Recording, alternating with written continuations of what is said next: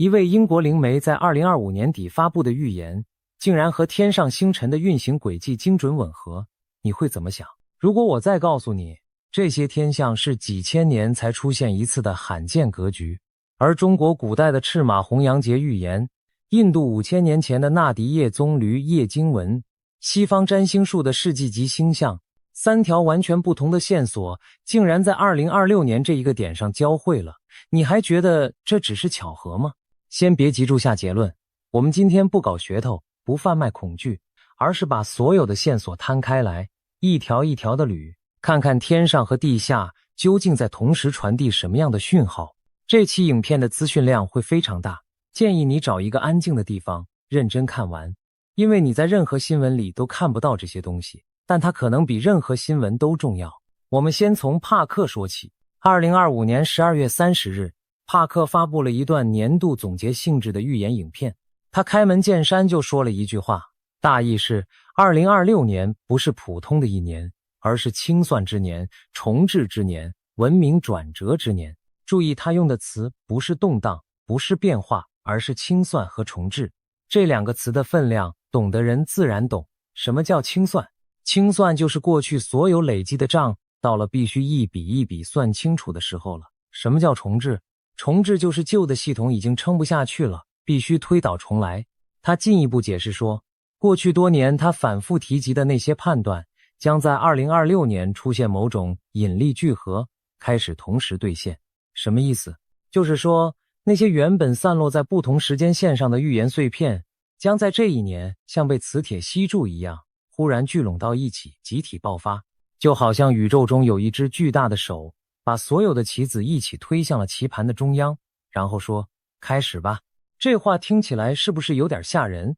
但如果你了解帕克过去的命中记录，你就知道这个人说的话不能等闲视之。帕克曾经在多数人还不相信的情况下，预测了川普时代的到来。当时整个西方主流媒体都在说希拉蕊会赢，民调也是一面倒。但帕克坚持说不对，他看到的画面是川普入主白宫，结果如何大家都知道了。他预测了英国脱欧，那时候连英国人自己都觉得不可能。他预测了欧洲的衰落和移民危机，在那个欧盟还如日中天的年代，没人把他的话当回事。他预测了乌克兰战争的长期化，在冲突刚开始的时候，很多专家都说这场战争几周就会结束，但帕克说不会，这会打很久。他甚至预测了加沙局势的恶化，以及针对川普的暗杀未遂事件。更离奇的是，他在2023年11月的一次节目中描述了他看到的一个画面。他说，我看到香港的一栋大楼在燃烧，不是成片的全都烧起来，而是几栋高楼在燃烧，像是一次蓄意的纵火，而且背后有政治因素。结果2年后，香港真的发生了世纪大火，震惊全世界。提前2年就看到了火灾的景象，甚至连政治背景都感知到了。这种精准度你用什么理论来解释？而最让人脊背发凉的一次发生在2025年12月4日。那天帕克刚刚预警说2026年台海方向或者中美、中日之间将上演一场极其惊险的准危机。他用的词叫做雷达锁定式的战争彩排。请注意他的用词，不是真正的开战，而是雷达锁定，是彩排。结果仅仅2天之后，12月6日，辽宁舰就2次以火控雷达锁定了日本战机。火控雷达锁定意味着什么？在军事上，这等同于把枪口对准了你的脑袋，只差扣扳机了。这个事件震惊了整个亚太地区。你说这叫巧合？2天，只差了2天，连雷达锁定这个描述都一模一样。所以当帕克说2026年是清算之年的时候，你最好认真听一听，因为他的命中率不是玄学意义上的命中，而是带着时间、地点、方式这些具体细节的精准命中。但帕克的预言之所以让人真正感到不安，不仅仅是因为他个人的灵视能力，更关键的是，他近年来深入研究了印度古老的纳迪叶棕榈叶预言体系，发现这套5000年前就写下的预言，竟然和他长期感知到的未来高度一致。这就非常值得深思了。一个英国人用灵视看到的画面，和印度圣贤5000年前刻在棕榈叶上的文字，居然能对上号，这到底意味着什么？纳迪叶是什么？简单说，就是大约5000年前，古印度的18位圣贤在棕榈叶上写下了关于未来某些特定人物一生命运的记录。这些叶片代代相传，保存在极少数神秘的解读师家族手中。每个家族都恪守他们的秘密，代代相传，绝不外泄。据说到了今天，整个印度只剩下18位正宗的纳迪叶解读师。纳迪叶和一般的算命有什么不同？一般的算命是根据你的生辰八字或者星盘来推算你的命运，但纳迪叶不是，它是5000年前就已经写好的，写的是未来某一个具体的人。这个人可能在几百年后出现，也可能在几千年后出现，可能是印度人，也可能是地球另一端的人，但只要他拿到属于他的那片叶子，叶子就会为他指明未来的方向。你想象一下这件事的恐怖之处，5000年前，有人就知道你会在2026年的某一天，走进印度某个角落的一间小屋，拿到一片写住你名字和命运的棕榈叶。他是怎么做到的？很多灵媒都说，宇宙中有一个庞大的数据库，叫做阿卡西记录。这个世界中的万事万物，所有一切的历史都记录在上面。如果你有能力看到这份记录，你就知道了这个宇宙的过去、未来和现在。美国最伟大的预言家之一艾德加·凯西就曾经访问过阿卡西记录。他说，阿卡西记录存在于另外的空间，他必须在睡梦中灵魂出窍才能看到。也许纳迪叶的圣贤们就是通过某种类似的方式接入了这个宇宙级的数据库，然后把他们看到的东西刻在了棕榈叶上。帕克找到了其中一位名叫维尼塔的解读师进行合作。维尼塔不仅能解读个人的纳迪叶，他还能从中窥见整个世界的未来走向。而他告诉帕克的内容和帕克自己灵视到的画面形成了惊人的互相印证。纳迪叶预言显示，2026年并非终点，而是人类开始真正看清未来的起点。这是一个断裂点，是混乱、重组与巨大觉醒同时发生的一年。请记住这个说法，断裂点，它不是慢慢变化，而是一下子断开，然后重新接上。旧的世界和新的世界之间会出现一条明确的分界线。维尼塔解读出的世界预言格局非常宏大，从2025年年底开始，一直到2030年左右，世界排名前5的国家将卷入一场战争。纳迪叶用极其诗意的语言描述了这5个国家：掌管海洋之国、龙之国、雪域之国、点燃佛灯之国，以及帝国废墟的守夜人。不难猜，这分别指向的就是美国、中国、俄罗斯、印度和欧洲。战争爆发的时间大约在2026年10月到2027年10月之间，可能是常规战争，也可能是贸易战、网络战，甚至病毒战。但有一点可以放心，毁天灭地的核战不会出现。然而最让人揪心的预言是，这5个国家中有一个将受损最严重，整个政治体系会彻底瓦解，国家全面崩溃，面临重启。纳迪叶没有点名，但结合帕克多年来反复预言的内容，答案似乎不言而喻。帕克多次提到某位东方大国的领导人可能在2027年前下台，其健康状况将在2026年明显恶化，政治与身体的双重衰退同步展开。他甚至描述了这个国家在崩溃之后将进入重构期，可能走向多元分散的结构，类似欧洲模式。纳迪叶还提到了3种负能量，会在接下来几年越来越强。第一种是食物中的毒素，包括农药和各种化学添加剂。纳迪叶特别提醒，接下来2到3年中要尽量远离化学物质。第二种是来自电子产品的辐射，我们每天抱着手机不放，但纳迪叶说最好少用。第3种负能量，维尼塔说他也解读不出具体是什么，帕克推测可能是我们对人工智能和互联网的过度依赖，导致智力受损，思考和记忆能力下降，精神变得脆弱。这3种负能量会持续增强，直到2029年达到顶峰。到那时，一种类似新冠的靠空气传播的病毒可能卷土重来，而且很可能是一种生化武器。好了，现在让我们把目光从地上移到天上，因为接下来要讲的东西才是今天真正的重头戏。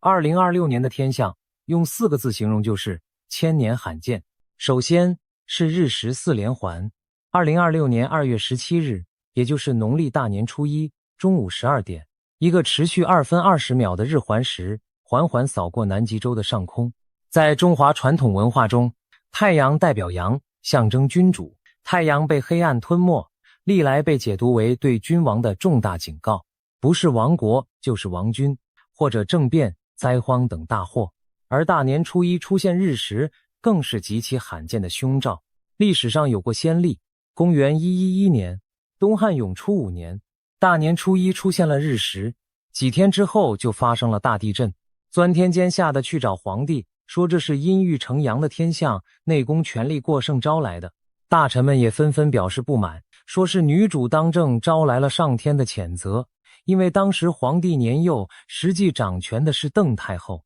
而在更早的南宋淳佑6年，也就是丙午年，元旦同样发生了日食。学者柴望忧心忡忡，遍搜诸书，编写了10卷，丙丁归建，呈给皇上，就是要提醒君王前车之覆，后车之鉴。但2026年的日食还不是最离奇的。2027年洪阳年的正月初一2月6日，同样的天象还会在几乎相同的区域出现。同一个地区连续2年，大年初一出现日环食，这在有记载的历史上从未发生过。你翻遍几千年的天文记录，找不到第二个这样的案例。而且2026年8月12日和2027年8月2日还会分别出现日全食，这2天对应的农历日期分别是6月30和7月初一，几乎就是同一天。农历7月是鬼月，7月15是鬼节，而7月初一是鬼门开的日子。鬼门大开那天，天狗把太阳吞掉了，你想想那是什么场景？特别是2027年7月初一的那次日全食，持续时间超级长，长达6分23秒，是一般日食的2到3倍。据说要再看到这么长的日全食，要等到下个世纪了。更让人震撼的是日食发生的地点，它将覆盖世界上最具有历史意义的地区。埃及大金字塔，摩西带犹太人出埃及走过的红海，还有三教圣地耶路撒冷，都将笼罩在黑暗之中。4次日食，2年之内精准对应农历的重要节点，覆盖人类文明最神圣的区域。你说这是天文学的随机排列？如果是随机的，为什么偏偏落在大年初一和鬼门开的日子？为什么偏偏覆盖耶路撒冷和金字塔？然而日食只是开胃菜，2026年真正的天象王炸是土星和海王星的合相。2月20日，这2颗运行极其缓慢的外行星将在白羊座0度精准合相，这是占星界公认的世纪级重大天象，被许多占星师称为大重置、创世纪的时刻，甚至是全新文明的起点。为什么这么说？土星代表现实、责任、结构、限制，还有业力，它就像一个严厉的老师，逼你面对你一直在逃避的问题。海王星代表幻象、梦想、灵性、迷惑，还有集体无意识，它就像一层美丽的迷雾，让你看不清真相。当这2颗星合相的时候，就是幻象崩塌，被迫面对现实的时刻，迷雾散去，真相大白。这2颗星每36年合相一次，上一次合相是在1989年，2颗星在摩羯座11度左右相合。1989年发生了什么？柏林墙倒塌、东欧巨变、苏联解体的序幕拉开，还有天安门事件。那些曾经看似钢铁一般坚固的体制，在那一年像纸糊的一样瞬间崩塌。再往前推36年，1953年，史达林去世，朝鲜战争结束，共产主义阵营开始出现裂痕。每一次土海合相都伴随着巨大的政治地震和认知颠覆。而这一次2颗星不仅仅是合相，而且是在白羊座0度合相。白羊座0度是黄道的起点，也就是春分点，被称为世界的轴心，象征纯粹的重生和从零开始的勇气。任何行星运行到这个方位，它的影响力都会被放大到全球层面。有的占星师甚至说，土星和海王星在白羊座0度相合，可能几千年才能遇到一次。更重要的是，海王星在2026年1月底正式离开，它停留了10几年的双鱼座，进入白羊座，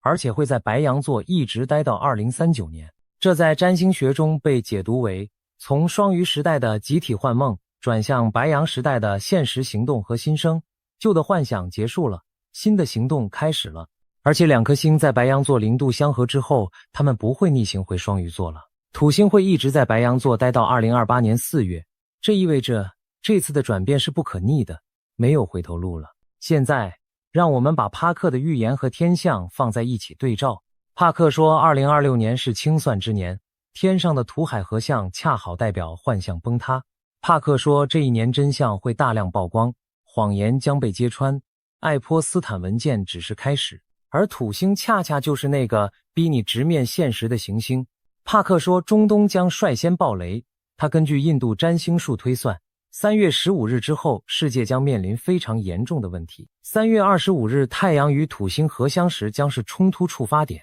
事实上，2026年2月底，美国和以色列确实对伊朗发动了大规模军事行动。帕克早在1月初就梦见伊朗核设施将遭受精准打击，预言战事在3月将进入第2阶段。帕克说委内瑞拉的马杜罗会倒台，结果1月份美国就对委内瑞拉展开军事行动。马杜罗被捕，帕克说独裁者排队倒台。帕克说俄乌战争会在川普推动下走向结束。帕克说台海之间可能出现飞机或潜艇相撞事件，而日本正以2战以来最大规模向菲律宾派兵，安装反舰飞弹的驱逐舰停靠横须贺，整个亚太火药味越来越浓。你把这些地上的事件和天上的星象对照起来，帕克所说的引力聚合不仅仅是他个人预言的聚合，更像是天上地下所有讯号的一次总汇合。天象的巧合还不止于此。2026年2月28日，正月12，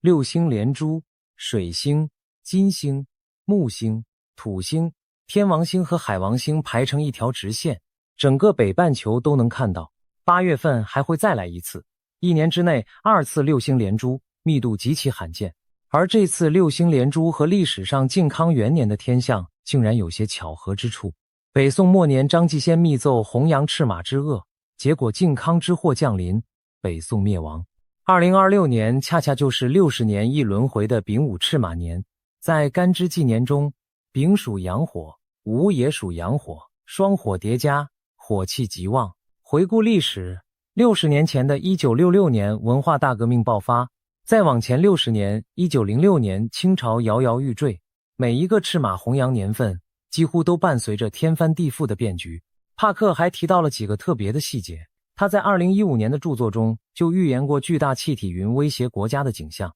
纳迪叶中出现了神秘地名亚马，帕克推论这就是日本古称大和。致命气体云将从日本周边海底火山喷发。4月15日到11月15日是极度危险周期。8月12日新月之夜是关键触发点，而那天恰好就是日全食。年底10月11月，印度南部恐遭海啸，天上的日全食和地上的预言触发点精准落在同一天。然而帕克预言中最让人意外的部分不是灾难，而是他最后留下的那段话。他说，这一切并非绝望的讯息，而是希望的开端。有一种高于一切的灵性能量正在守护人类。灾难伴随着伟大的觉醒，人类拥有透过积极思想和善行来改变未来的力量。集体的祈祷和正向意识能减轻灾难的影响。维尼塔也传递了类似讯息。纳迪叶的预言会随着当事人心态的改变而改变。做好事和祈祷的人，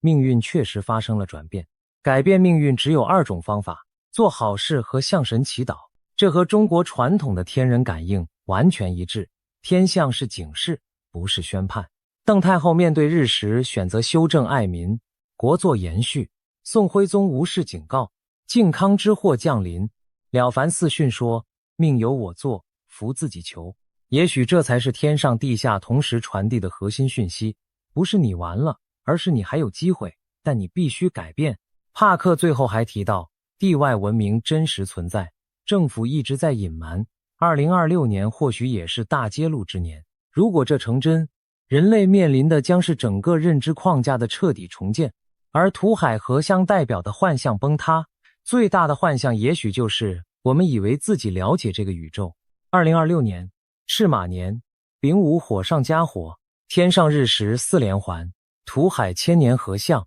六星连珠，地上帕克预言逐条兑现，中东战火蔓延，独裁者倒台，亚太紧张升级，东方有赤马弘扬千年谶语，西方有占星世纪大重置。印度有5000年棕榈叶记载，英国有灵媒精准预警。天上地下，东方西方，古代现代，所有箭头指向同一方向。也许真正的大事确实要来了，但请记住帕克最后那句话，这不是末日，这是觉醒的开端。灾难来了又走，觉醒会留下。如果你能在风暴中保持清明和善良，你就已经做好了最好的准备。天上的星辰不会说谎，他们既不贩卖恐惧，也不给出虚假安慰，他们只是如实反映宇宙运行的规律，就像一面镜子，照见过去，也照见未来。而你站在镜子面前的你，才是决定未来走向的真正力量。古人说，天象，天象就是天垂象，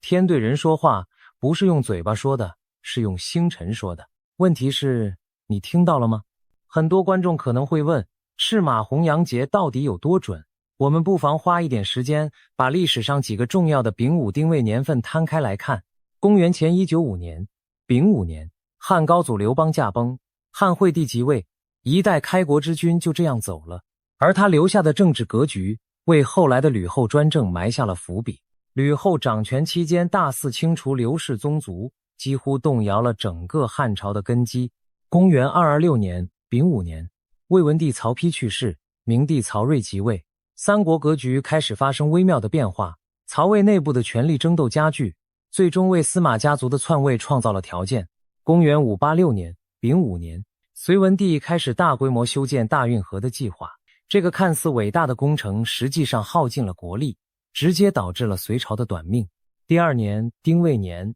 隋朝的统治开始出现严重的裂痕。公元1126年到1127年，丙午到丁未年，靖康之变，这是赤马红羊节中最著名的案例。金兵南下，攻破开封，掳走徽钦二帝，北宋灭亡，数十万百姓被掠为奴，半壁江山沦陷。天师道真人张继先的密奏言犹在耳，可惜宋徽宗沉迷于艺术和享乐，根本没有把天象的警告放在心上。如果他当初能像东汉的邓太后一样积极应对，历史也许会完全不同。1906到1907年，丙午到丁未年，丙午年有丙午风灾等天灾，丁未年黄冈起义爆发，光绪帝和慈禧太后相继驾崩，整个清朝的统治已经到了末期。3年之后，辛亥革命推翻了延续2000多年的帝制。1966到1967年，丙午到丁未年，文化大革命正式爆发，红卫兵运动席卷全国，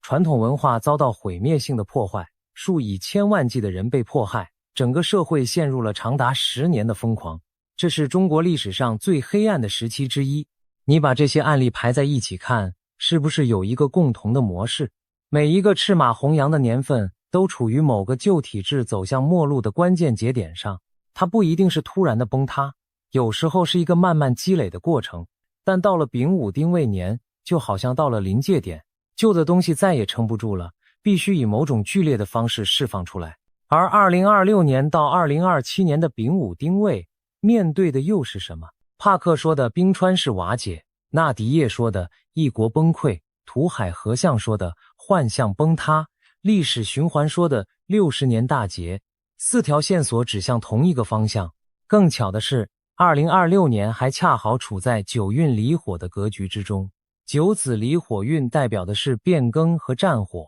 赤马红羊的双火再叠加九运离火，3重火气汇聚，这在中国传统风水命理体系中是极其罕见的高能量密度。除了那些大格局的地缘政治预言之外，帕克还提到了一些更加个人化的讯息，值得我们深思。帕克说，2026年也是真相之年，不仅仅是国际政治的真相，还有关于我们日常生活的真相，食品安全的真相，药品安全的真相，科技对人类影响的真相。很多我们习以为常的东西可能会在这一年被重新审视。他特别提到了人工智能。帕克说，人工智能的全面出现已经开始重塑世界的运行方式，但他暗示这种重塑不全是正面的。我们可能会在2026年开始看到人工智能带来的某些严重副作用，包括大规模的失业潮、虚假资讯的爆炸性增长，以及人类思考能力的退化。纳迪叶中关于3种负能量的预言，在这个背景下就显得格外有意义了。食物中的化学毒素、电子产品的辐射，以及某种尚未完全显现的第3种威胁。帕克把第三种威胁解读为人工智能和数字化对人类心智的侵蚀。我们整天盯着荧幕，让演算法决定我们看什么、想什么、买什么。我们的注意力碎片化了，记忆力下降了，深度思考的能力在萎缩，这不就是一种看不见的毒吗？帕克还提到了经济方面的预言。他说，国际经济将经历一轮奇怪的反弹式震荡，不是单纯的崩盘，而是在崩盘和反弹之间剧烈摇摆，让所有人都摸不住头脑。黄金价格将会飙涨，这是因为当纸币体系的信任开始动摇的时候，人们会本能地回到最古老的避险资产。而在科技界，帕克预言2026年会有2件突破性的发展，可能会重新定义人类和科技的关系。他没有明确说是什么，但结合天王星在2026年4月正式进入双子座这个星象来看，很可能和通信技术、资讯传播方式或者脑机接口有关。天王星进入双子座意味着未来7年，教育体系、新闻传媒、资讯立法都将经历颠覆性的重建。2026年只是这股浪潮的起始之年。聊了这么多天象和预言，最后一个问题也是最重要的问题，作为普通人，我们到底能做什么？首先，不要恐慌，恐慌是最没用的情绪。帕克反复强调，这些预言不是为了让人绝望，而是为了让人觉醒。觉醒和恐慌是完全相反的2种状态。觉醒是清醒地看到问题，然后冷静地采取行动。恐慌是被问题吓傻了，什么都做不了。其次，关注你的内在状态。帕克和维尼塔都强调，在未来几年中，你内心的品质比外在的任何条件都重要。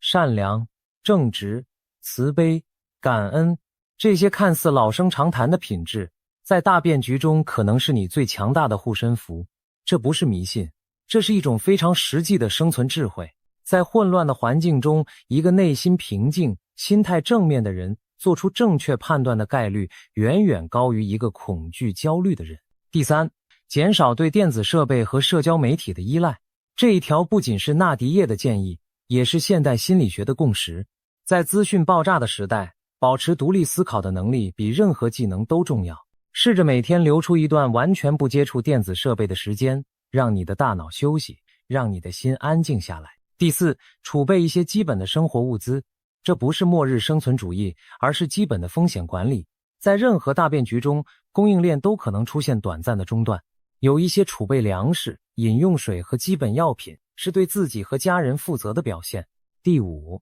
也是最重要的一条，维护好你身边的人际关系。在大风大浪中，真正能帮到你的，不是你存折里的数字，而是你身边那些真心关心你的人。家人、朋友、邻居，这些都是你的安全网。不要等到危机来了才想起去经营人际关系，那时候就太晚了。帕克的预言，纳迪叶的智慧，天象的警示，他们共同传递的讯息其实很简单：世界在变，而且变得很快。旧的秩序正在瓦解，新的秩序还没有建立。在这个过渡期中，外在的环境你控制不了，但你的内在品质你可以控制。你的选择、你的善行、你的心态，才是决定你在这场大变局中命运走向的真正关键。有人说，预言是写在沙滩上的字，海浪一来就会改变。但也有人说，预言是插在路边的路标，告诉你前方有弯道，让你提前减速。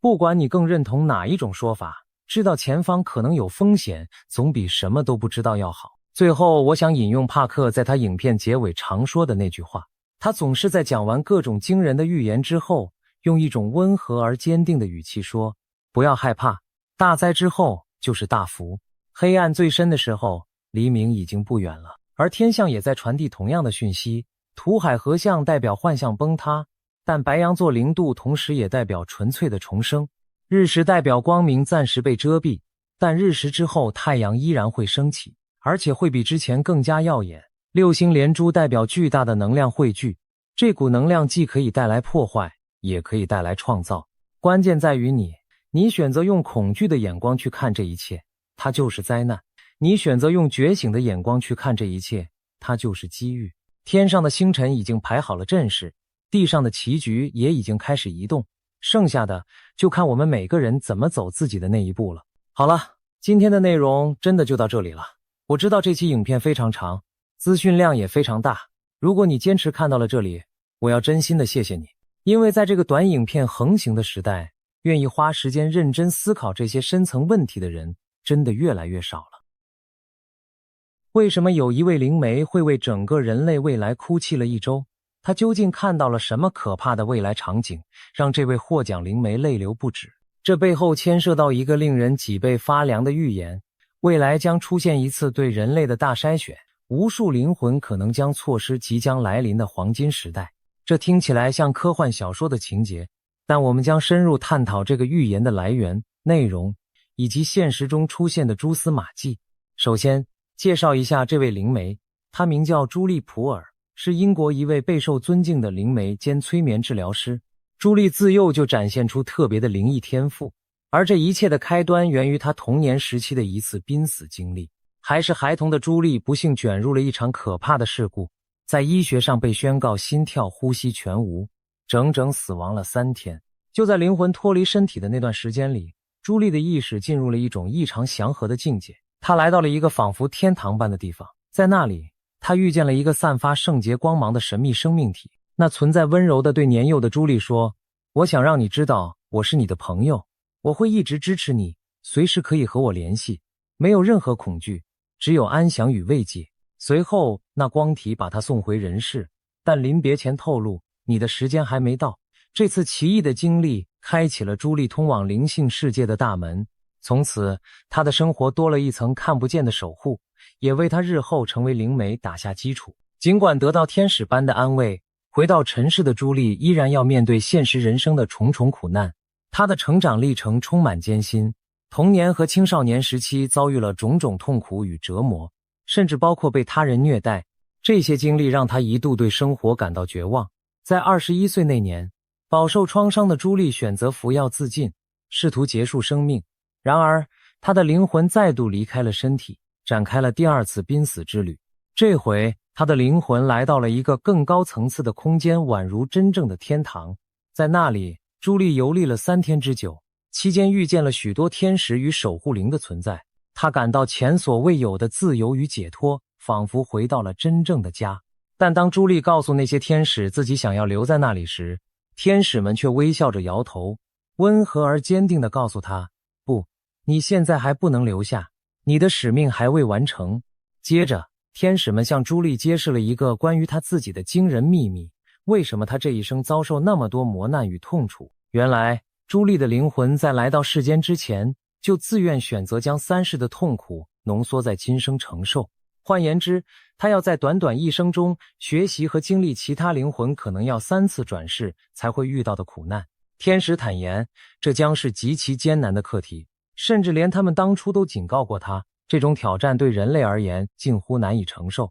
然而，年轻的朱莉毅然选择了这条艰辛之路，为的是灵魂的成长与任务的完成。但21岁的她终究被苦难压垮，一度试图结束生命。天使们告诉朱莉，现在还不是你的死期，你注定可以活到67岁。虽然前半生充满痛楚，但在往后的岁月里，你将找到极大的安详，而且能帮助许多人。这番话深深印在朱莉的心中，天使等于是在说，请她带着这份使命回到人间，完成灵魂的课题。就这样，朱莉第2次从生死边缘被拉回阳世，苏醒之后，她对人生有了全新的领悟。原来自己历经苦难，正是为了将来能够疗愈他人，引领更多迷途的灵魂。她逐渐走出阴影，开始潜心研习灵性疗法，成为一名专业的催眠治疗师和灵媒顾问。尽管命运给了她沉重的考验，但也赋予了她异于常人的洞察力和同理心。或许正因为走过地狱般的痛楚，朱莉比谁都更珍惜生命，怜悯众生，也更渴望寻找人类苦难的解答。多年来，她以自己的灵性能力帮助了无数陷入困境的人。然而，她心中一直隐隐觉得自己肩负着更大的使命尚未完成，那就是向世人传达一个重大讯息。终于，这个使命在近期浮出了水面。在2024年，朱莉参与了一个名为《死后的世界》（Life After Life NDE） 的节目，分享了自己的濒死体验。然而，令人震惊的是，在讲述个人经历之外，朱莉还抛出了一个关乎整个人类未来的预言。他透露了一个天使告诉他的重要讯息：人类即将进入一个前所未有的黄金时代。这不是神话传说，而是一个真实可能到来的未来时期。而且天使们还给出了清晰的时间表，从2012年至2032年，这20年间是黄金时代的开启阶段，人类集体将逐渐觉醒，而真正的黄金时代将在2032年之后正式来临。各位可能对黄金时代这个词感到好奇，到底怎样的时代才能被称为黄金时代？根据朱莉的描述，那将是一个文明升华的年代。在那个时期，人类社会中长久以来的错误、虚假和腐败都将消失殆尽。我们过去100多年里，人对人所犯下的残忍暴行都将被揭露和清算，简直像是末日审判来临时的大揭秘。天使形容那将是人类算账的日子，所有被隐藏的丑闻黑暗都暴露在光天化日之下，一切不公不义将得到清理。听起来，这仿佛是圣经、宗教预言中才会出现的场景。但朱莉强调，黄金时代并非世界末日的毁灭，反而是痛苦过后的重生，是一个光明的新纪元。然而，光明之前往往是黑暗最深的时刻。天使也让朱莉看到了通往黄金时代前人类必须经历的一段巨变期，这正是让她痛哭流涕的未来景象。在黄金时代降临之前，这个世界将迎来一场前所未有的大筛选。所谓大筛选，可以理解为对整体人类的一次巨大考验与淘汰，就像考试前夕的筛选或汰弱留强。在这场过程中，无数的灵魂可能无法通过考验，最终错失进入黄金时代的机会。换言之，并非每个现在活着的人都能成功跨越这段动荡。看到黄金时代的黎明，朱莉当时亲眼目睹了这种惨烈的未来图景，许多人在动荡中倒下、消失，仿佛整个人类在经历一场痛苦的蜕变。有太多的灵魂最终没能迎来新纪元的光辉，而是被困在黑暗或被淘汰出局。正是这幅场景让他难过不已。据说朱莉在这次遇见未来之后，悲伤的足足哭泣了1个星期，为人类的命运而心碎。大家可能会问，究竟是什么样的灾难或变故，要让这位见多识广的灵媒崩溃至此？朱莉并没有描绘所有细节，但从她的只言片语中，我们可以拼凑出未来10年那段大动荡时期的轮廓。她提到2012年之后，人类开始陆续觉醒，这其实与许多人的亲身感受不谋而合。回想一下，从2012年开始，我们的世界确实进入了一个剧烈变化的节奏，科技爆炸性发展，社会思潮迅速更迭，许多人开始对精神层面产生兴趣，冥想、灵性觉醒这类话题变得大众化。同时，随着网际网络和智慧手机的普及，各种深藏的真相和黑暗面逐渐浮出水面。可以说，这10多年来，人类集体意识正在慢慢苏醒。虽然过程充满阵痛，朱莉的天使朋友们告诉她，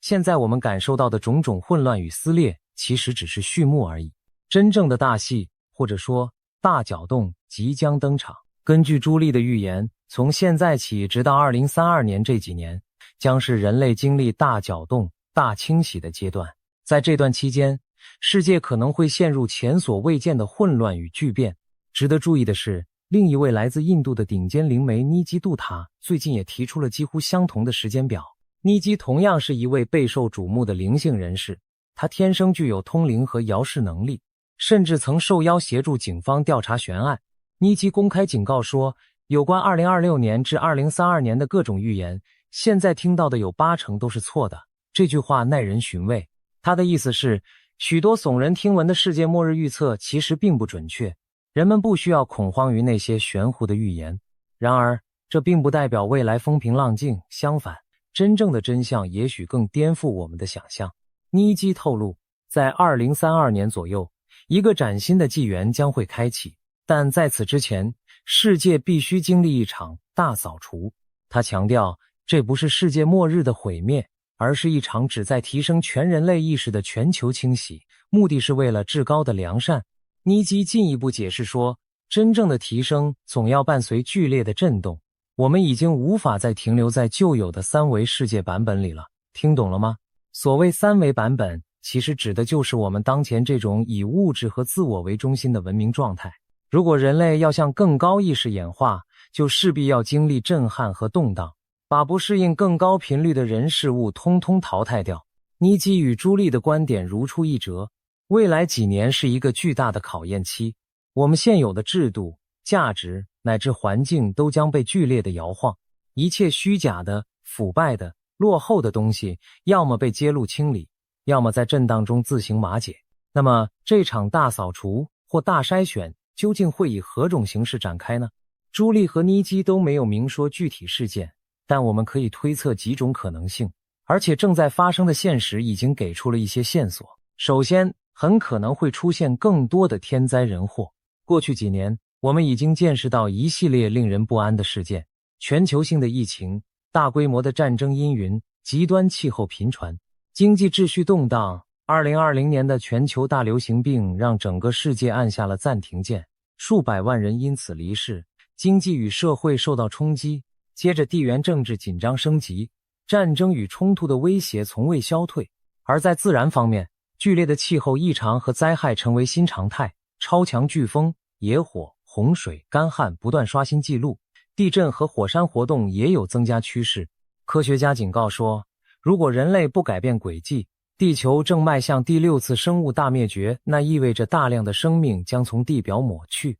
想想看，这是否正吻合了大筛选的意象？大自然本身或许会成为筛选的手段之一。如果我们继续破坏环境，执迷不悟，环境崩溃带来的灾变将毫不留情地淘汰掉许多不敬畏自然的灵魂。诚然，天灾无情，但或许这也是地球母亲的进化过程。在剧烈的气候灾难中存活下来的人们，势必更懂得与自然和谐共处，为黄金时代树立正确的生活之道。除了自然灾害，人祸与社会动荡恐怕也在所难免。我们可以预见，在未来的转型期内，现存的许多腐朽体制将走向崩解，例如政治领袖的更迭、集权政权的垮台、积重难返的经济体系出现崩盘等等。当真相大白于天下时，一些国家和社会内部可能会经历剧烈的震荡和清算。这听起来很可怕，但想象一下，如果那些隐藏多年的黑幕，比如政府的秘密计划、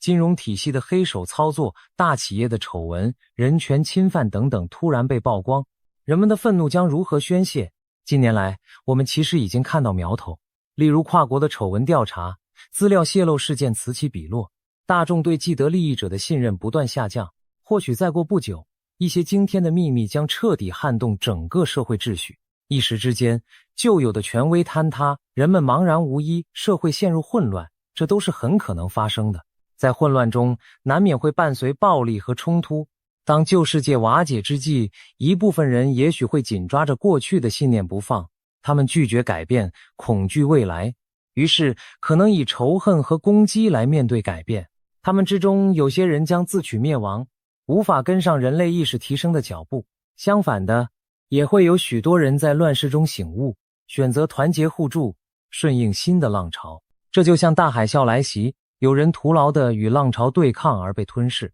有人则懂得趁势乘风破浪生存下来。大筛选之下，人性的善恶与智慧将受到终极考验。那些沉迷于自私、仇恨、贪婪的人，可能真的会被自己的业力反噬，失去继续前行的资格。而那些秉持爱与正直的人，将在艰难中脱颖而出，迎接新纪元。在预言中，朱莉还特别提到了一个让人意想不到的元素——外星智慧。她声称，其实外星人早已存在并且造访地球许久了，只是一直以来掌权者在极力掩盖这些事实。她预言，随着科技发达，人人手握摄影设备，加上网络资讯传播迅捷，未来会有越来越多不明飞行物和外星生命的目击证据被公诸于世。那些曾被视为阴谋论的 UFO 事件将获得实锤，甚至政府可能不得不公开承认他们隐瞒多年的外星接触真相。更令人震撼的是，朱莉提到，如果人类企图做出真正失控且自我毁灭的举动，比如发动全球核战争，外星高级文明会现身介入，制止我们毁灭地球。也就是说，人类并不孤单，一直有更高智慧在暗中关注。我们就像叛逆期的孩子，而外星文明宛如隐藏的长者，必要时会出手相救，避免我们走向不可挽回的结局。其实，关于外星力量干预核武的传闻并非空穴来风。过去几十年里，不少退役军官声称在核武基地见过 UFO 干扰导弹系统的现象。他们描述，有不明飞行物一度让核导弹启动倒计时，又将其神秘关闭，防止了一场核灾难。这些故事未被主流证实，但如果属实，正好印证了朱莉的说法，在关键时刻，或许真有高级文明守护着地球，不让我们走上毁灭。当黄金时代到来时，人类很可能正式与这些来自星辰的朋友接触，从此迈入星际文明的行列。想象一下，那将是何等壮丽的图景！没有战争威胁，人类内部和谐共处，并且与外星邻居成为朋友，一起探索宇宙的奥秘。然而，达到这一步之前，我们必须先挺过眼前的暴风骤雨。大筛选的过程注定充满苦难与泪水。朱莉之所以痛哭，一方面是因为她预见了人类将承受巨大的集体创伤，无数生命将在变局中逝去，这种场景对她而言极其震撼和悲痛。另一方面，她也为那些灵性上无法跟上变革步伐的人感到深深惋惜。在她看来，每一个灵魂原本都有机会迎来新时代的洗礼，可惜有些人执迷于旧有的思维与执念，最终将与黄金时代擦肩而过。这有点像老师看着一群学生，本来大家都有考上好学校的潜力，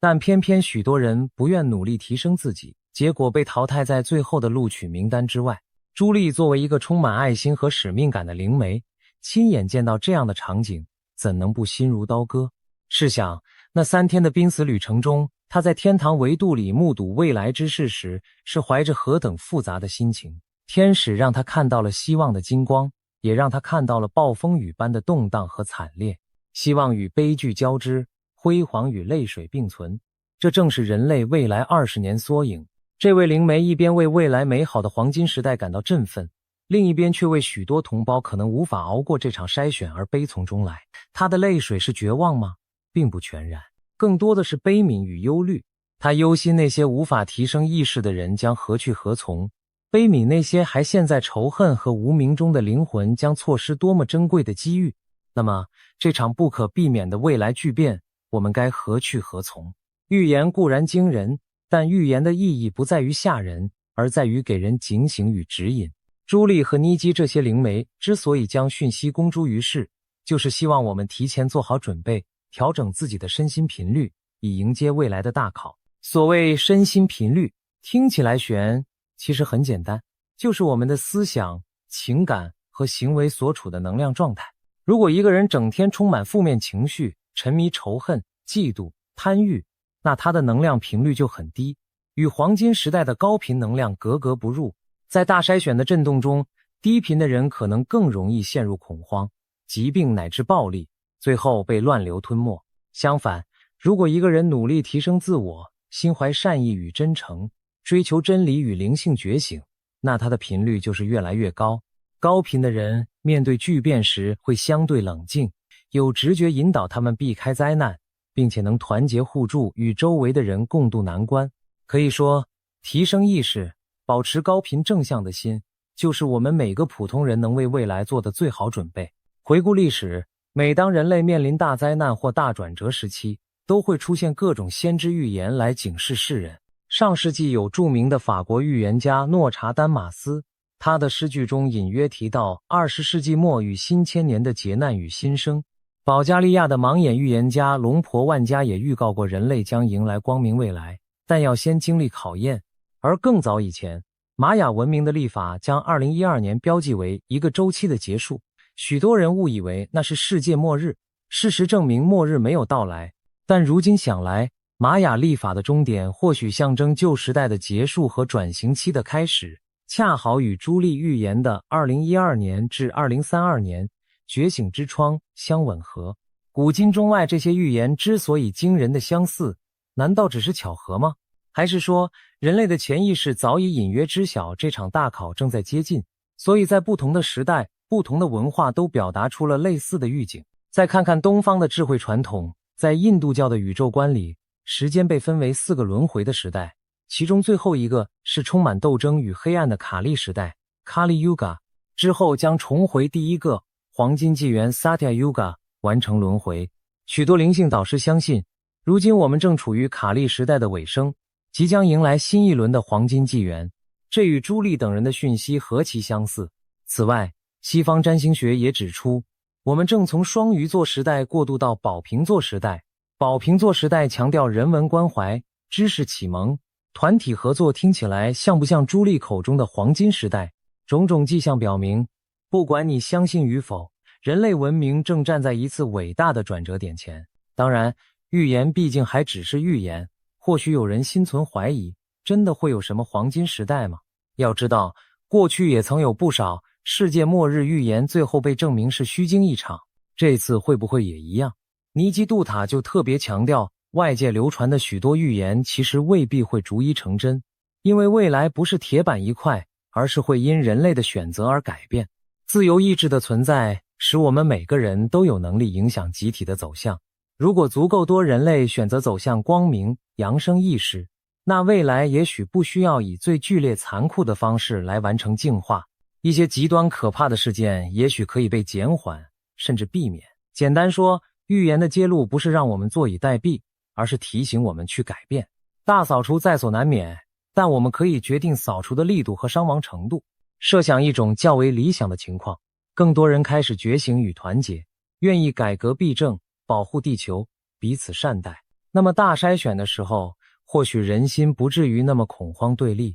清洗掉的主要是旧的制度框架，而不是数十亿的鲜活生命。在这种情况下，黄金时代的到来将更平和顺畅，失去的灵魂数量也许不至于无数那么惊人。我们完全可以把预言当成一面镜子，审视自己的内心。我们有没有什么执念与阴暗面需要清理？我们是否愿意抛下仇恨与贪婪，转而拥抱爱与真理？毕竟，谁也不想成为那被淘汰的无数灵魂之一吧。谈到这里，我们再回头看看朱莉当初看到的画面。这位灵媒所哭泣的一周，既是为人类即将承受的苦难流泪，也是为人类最后的荣光而感动。他的故事给我们敲响了一记警钟。黎明前的夜晚最黑暗，但曙光终将到来。未来10年，人类可能会经历我们有史以来最剧烈的阵痛。这期间，我们每一个个体都将面对内心的抉择，是在混乱中迷失，还是在觉醒中重生？是在仇恨中沉沦，还是在爱中升华？或许多年后回首，我们会发现现在正是关键的分水岭，而这场大筛选就像是宇宙给人类的一次毕业考试，成绩优异者将晋级更高的存在状态，迎接文明的升级，未合格者则不得不留级重修，甚至被迫离场。朱莉的预言虽让人脊背发凉，但其中蕴含的希望之火同样炽热耀眼。黄金时代，那是一个多么诱人的远景啊！经历漫长黑暗的人类，终于将迎来一个充满真善美的世界。没有虚假欺瞒，因为真相早已大白；没有压迫剥削，因为爱与正义将成为新秩序的基石；没有环境破坏，因为人类学会与地球共生；战争成为过去式，各民族势如手足；疾病与饥饿大幅减少，因为科技和灵性智慧结合，带来了前所未有的繁荣。这不是乌托邦幻想，而是每个古老信仰中对未来美好时代的共同期盼。如今透过灵媒之口，再次唤醒我们内心深处的渴望。最后，我们不禁要问，这个预言会实现吗？我们真的会在2032年后跨入黄金时代吗？答案只能交给时间去验证。但有一点可以肯定，未来由我们当下的选择所塑造。我们可以选择无视灵性的呼唤，继续在物欲和纷争中沉迷，那最终的结局也许如预言中悲观的一面，无数灵魂被历史的巨轮碾过，留下惨痛的教训。也可以选择从现在开始提升自己，关心他人，改善社会，为地球的疗愈出一份力。那么黄金时代就不再只是幻想，而会成为我们亲手创造的明天。也许有一天，当我们的子孙回顾这段历史转折，他们会庆幸先人们做出了正确的抉择。朱莉普尔流下的眼泪，既是对人类的怜爱，也是对未来的寄望。让我们铭记这份预言的警示与祝福。黑暗逼近之时，也是黎明将现之刻。愿我们都能通过这场大筛选的考验，携手走进那个令人神往的黄金时代。在未来到来之前，我们每个人的心中其实都掌握着一把钥匙，那就是爱与觉醒的力量。现在，是时候用这把钥匙去开启人类的新篇章了。请问你准备好了吗？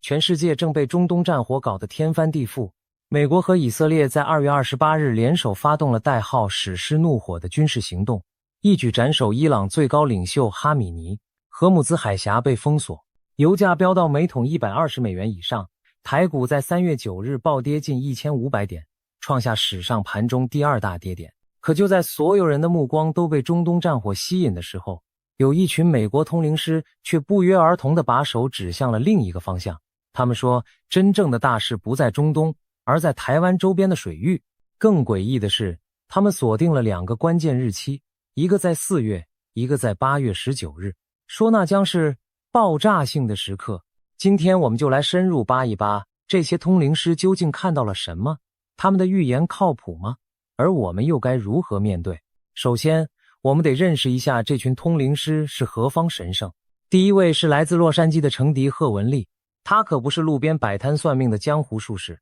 而是美国最知名的灵媒之一，拥有神学和哲学咨商双博士学位，从业超过30年。他的客户包括好莱坞明星、前总统、幕僚，甚至各国元首和皇室成员。在著名的辛普森案审判期间，还被请去协助办案。他被收录在美国百大灵媒与占星师一书中，连续25年为美国国家询问报提供灵力加持，据称帮助读者赢得了超过1亿7500万美元的彩票和赌场奖金。更重要的是他的预测命中率，他曾经成功预测了川普2016年当选总统，预言了普京入侵乌克兰，准确预言了台湾赖清德当选总统，甚至连法国马克宏连任、菲律宾小马科斯当选、韩国尹锡悦上台都提前说中了。在2025年，他还精准预测了川普的中东和平协议以及限制伊朗核能力的行动。第二位是来自密西西比州的吉尔杰克逊，他自称是连接物质世界和灵界的大使，是连续2届的年度最佳灵媒得主，拥有数以千计的快乐客户。他在2025年底接受杰夫·马拉波克采访时，发布了他对2026年的预测。他说，有很多变化即将到来，有很多地球变化即将到来。我看到了陆地在移动，重要的是我们要做好准备。当时听起来有点含糊，但他随后具体指出了这些地震将发生在亚洲和美国西海岸。结果呢？2026年1月的第一周，全球就录得近100次规模 4.5 以上的地震，集中在太平洋火环带地区，其中菲律宾更出现了 6.4 级强震，日本、印度尼西亚、俄罗斯都被震得不轻。更惊人的是，他在2025年就精准预测了日本青森县会发生 7.6 级地震，结果12月果然震了。这位连地震发生的地区都能提前说中的灵媒，他对2026年后续的警告能不让人重视吗？第三位是英国的克雷格·汉密尔顿·帕克，被媒体封为新诺查丹马斯和末日先知。他在 YouTube 上拥有超过23万订阅者，做了30多年的预测。他曾提前预言女王伊丽莎白2世的驾崩、新冠疫情的爆发、川普2016年的当选、英国脱欧。而最近，他预言了美以联军将打击伊朗的核设施和领导层。结果2月28日，美军果然发动了精确打击，连哈米尼都在空袭中丧生了，这准确程度让人毛骨悚然。帕克从很早以前就开始谈论台湾问题，他说自己在频道创建之初就感觉到中国和台湾之间会爆发冲突。他还提到了一段奇妙的姻缘，中国近代革命先驱孙中山的家族成员曾经来找他的妻子简做通灵读取，这让他对中国和台湾的未来有了更深层的感应。第四位是巴西的阿索斯·萨洛梅，自封为活着的诺查丹马斯，他成功预言了女王之死和新冠大流行。现在他警告2026年将出现涉及中国和俄罗斯等大国的全球性冲突，并且预测了可能发生大规模电磁脉冲攻击导致基础设施瘫痪的场景。第五位是被网友封为中国的诺查丹马斯的北京历史教师蒋学勤，他是耶鲁大学英语文学专业毕业，在北京的高中教授哲学和历史，同时运营一个叫做预测历史的 YouTube 频道，拥有近200万订阅者。他早在2024年5月就通过历史规律分析法预测了2件事，一是川普会重新当选，二是如果川普回归白宫，美国极有可能对伊朗开战。如今这2个预言全部精准应验，让他一夜之间在全球社交媒体上爆红。除了这5位主要人物之外，还有一位不得不提的是美国波士顿的直觉预言家珍妮·梅耶尔。他在自己的网站上维护着一个持续更新的世界灵媒预测页面，由他和一群通灵师团队共同贡献预测内容。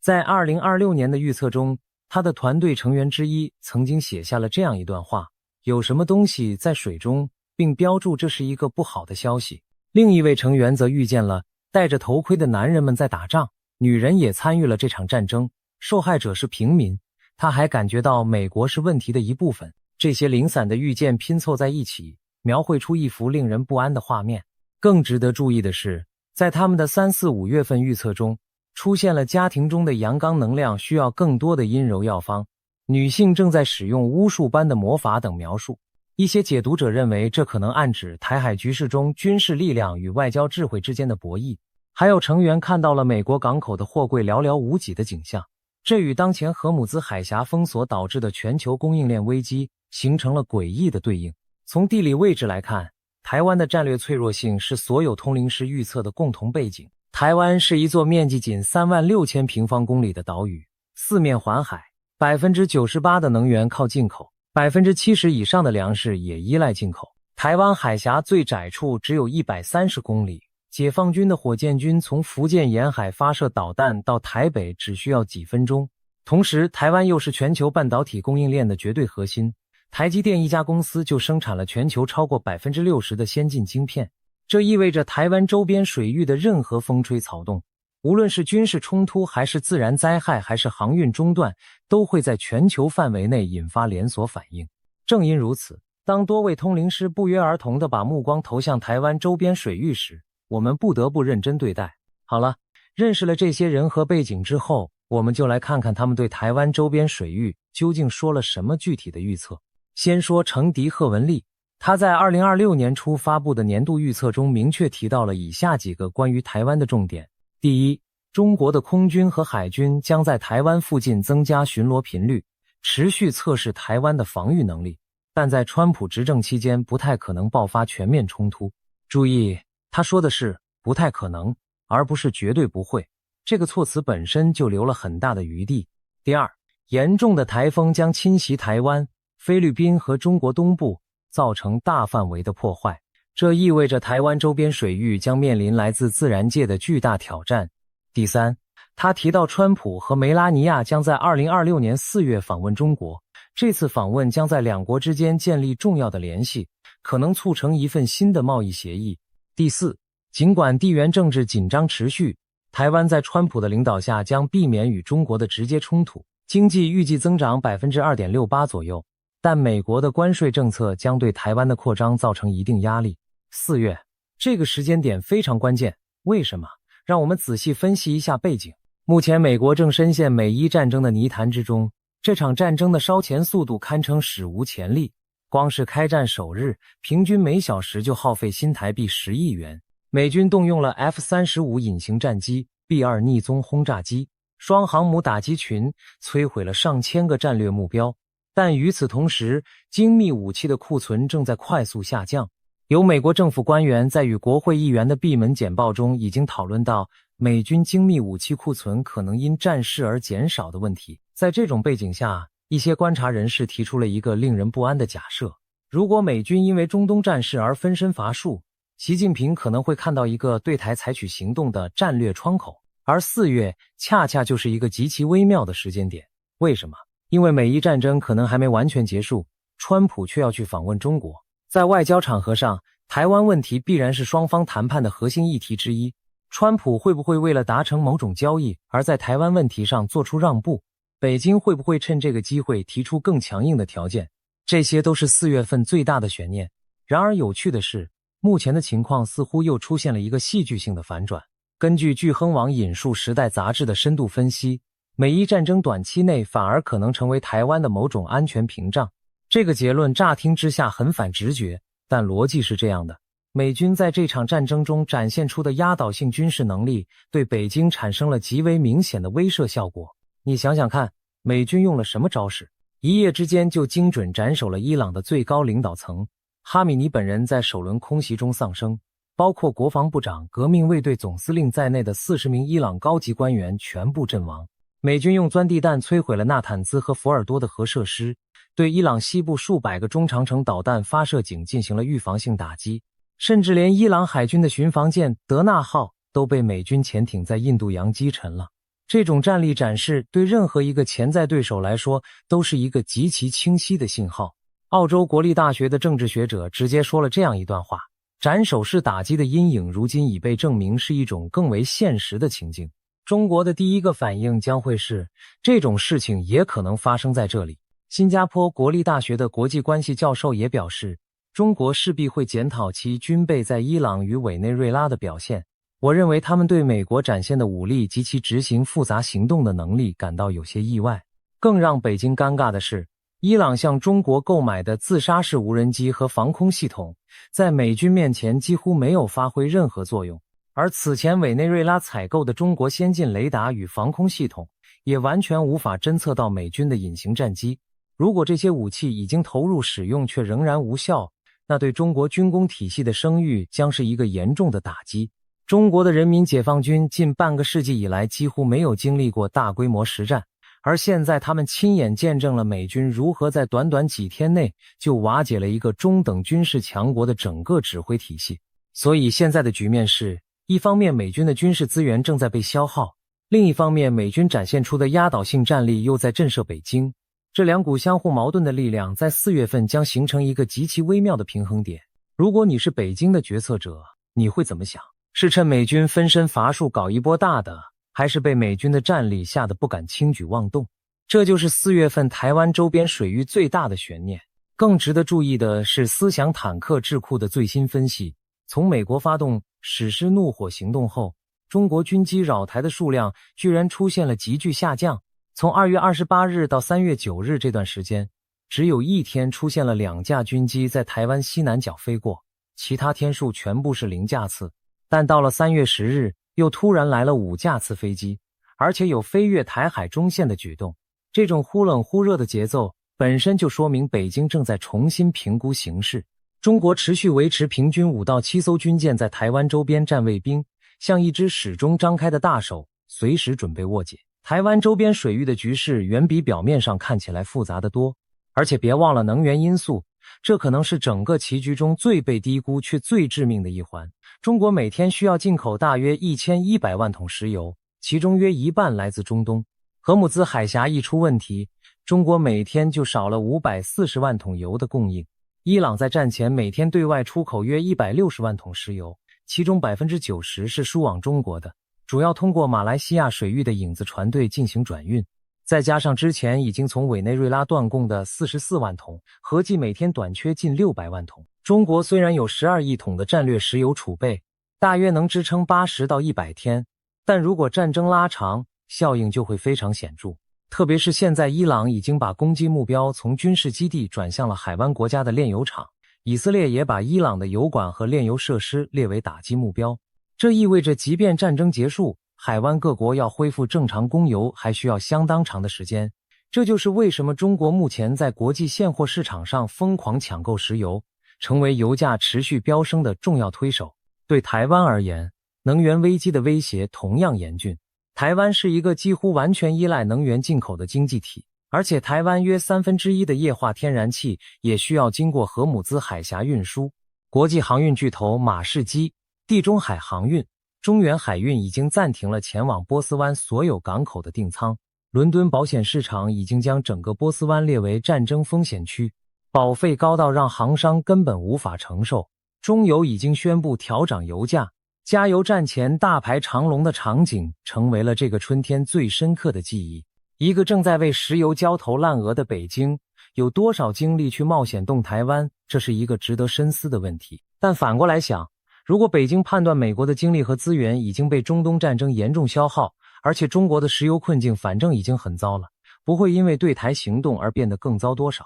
那么是否反而会出现一种反正都是最坏情况不如放手一搏的危险心态呢？历史告诉我们，最危险的时刻往往不是一方强大而另一方弱小的时候，而是双方都处于脆弱和焦虑的状态下，误判和意外最容易发生。好，我们再来看第二个关键时间点， 8月19日，帕克在他的预测中提到，他引用了印度古老的纳迪占卜术的内容，暗示对台湾的攻击在2026年之前不太可能发生，但风险将在2027年前后显著上升。他还说，他感觉到将会有一场涉及台湾的重大全球性冲突，而这场冲突可能会改变整个世界的格局。在最近的访谈中，他更是直言，我要重申我当时说的话，我感觉到会有某种大的全球冲突，可能涉及台湾。现在看来，可能是任何一种全球冲突。这听起来似乎把时间线推到了更远的未来，但请注意，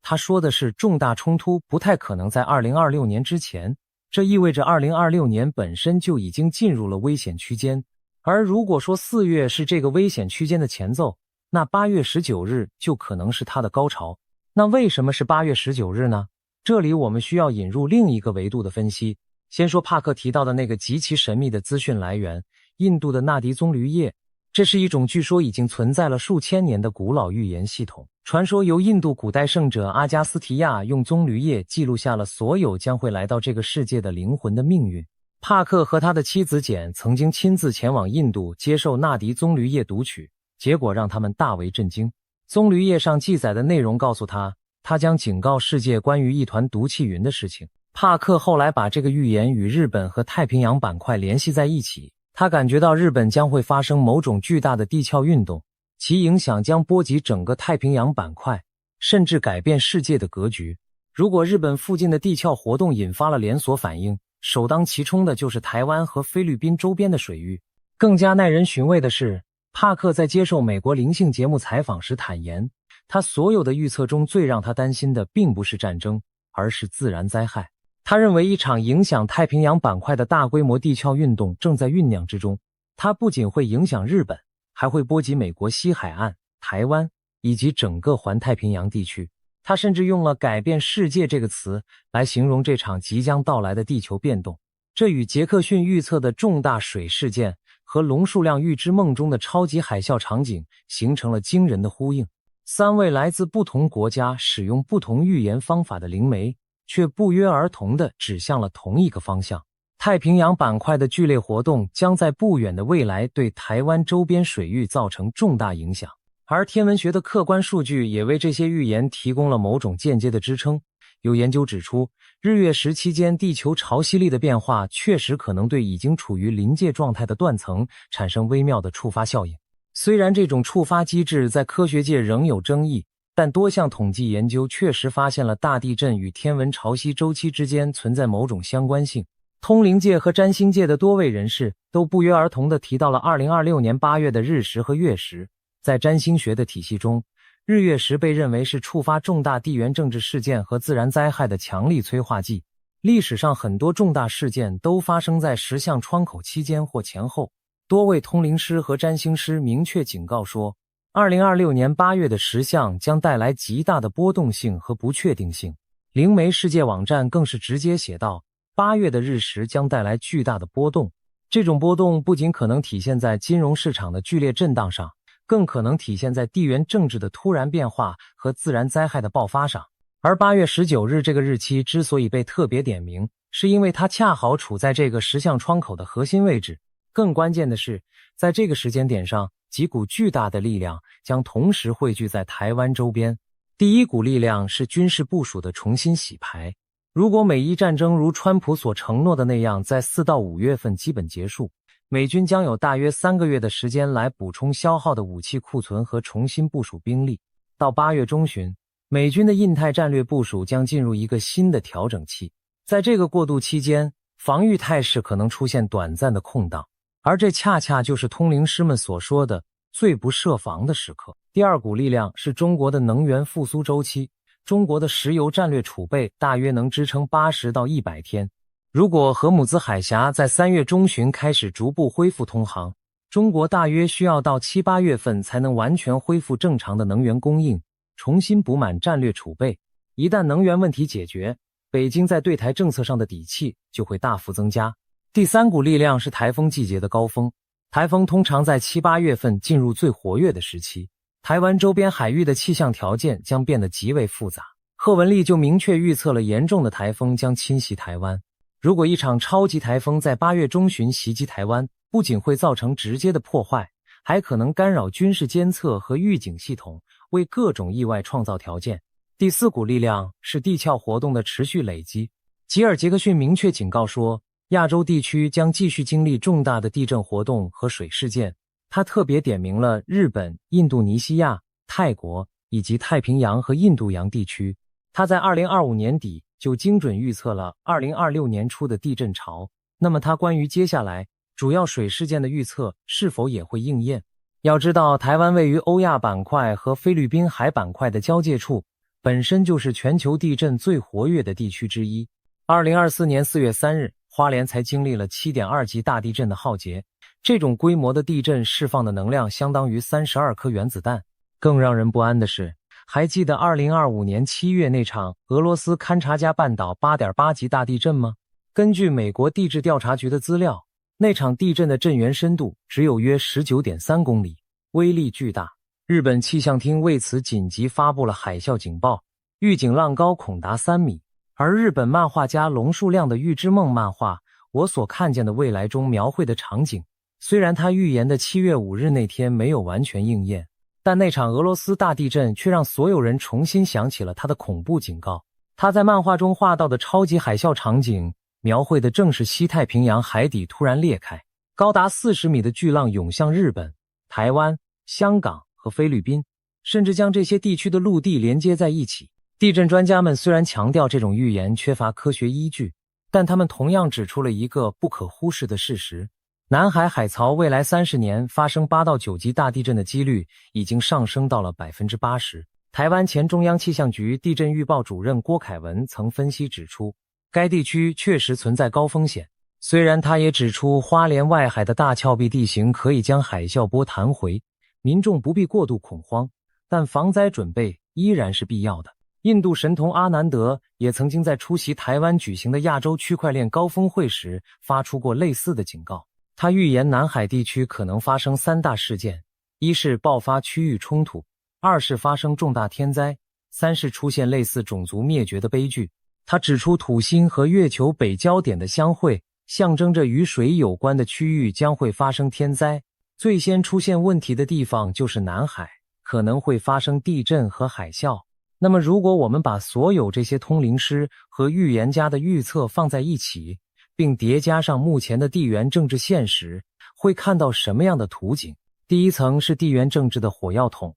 台湾海峡本身就是全球最危险的军事对峙前线之一。南海地区有7个国家和地区存在领土争议，中国宣称拥有9段线内的广阔海域主权，而台湾、菲律宾、马来西亚、越南、汶莱、印度尼西亚都各有主张。诺查丹马斯在《诸世纪》第7卷第26节中写道，轻快帆船和大型划桨船围绕着7艘船，一场致命的战争将被释放。很多专家认为这段描述的就是南海的7国争端，加上美国坚持维护台湾实质独立的立场，这片水域简直就是一个湿漉漉的火药桶。第二层是自然灾害的暗流。太平洋火环带的地震活动持续活跃，南海海槽的压力持续累积。2025年下半年的勘察加大地震已经显示了板块活动的剧烈程度。如果一场大规模的海底地震在台湾周边发生，引发的海啸可能会影响整个西太平洋沿岸。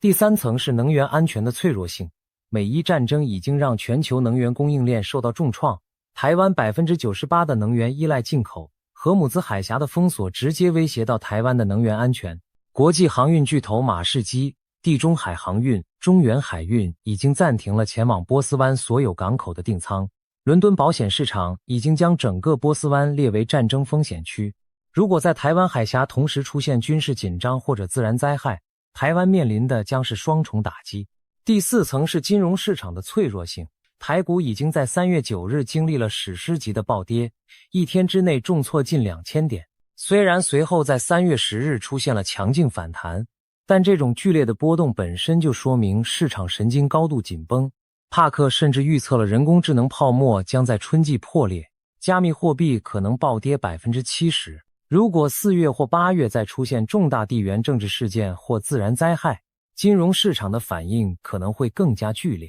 第五层是信息战和心理战的维度。帕克特别提到了网络攻击和基础设施瘫痪的风险。萨洛梅也预测了大规模电磁脉冲攻击可能导致电力中断。在现代战争中，网络攻击和信息战往往是军事行动的前奏。如果台湾周边水域真的要出大事，很可能在事件发生之前就会出现通信干扰、网络异常等前兆信号。现在让我们把视线拉到更宏观的历史脉络中。帕克在他的长期预测中提出了一个非常值得深思的观点。他认为全球冲突的本质正在发生根本性的改变，从传统的陆地争夺转向了对水道和海洋资源的控制。谁控制了水路，谁就掌握了主导权。而美国正试图控制未来的货物流通渠道。如果我们把这个观点应用到当前的国际局势，就会发现一个清晰的逻辑链条。美国先控制了荷姆兹海峡这个能源咽喉，然后可能把目光转向台湾海峡这个贸易咽喉。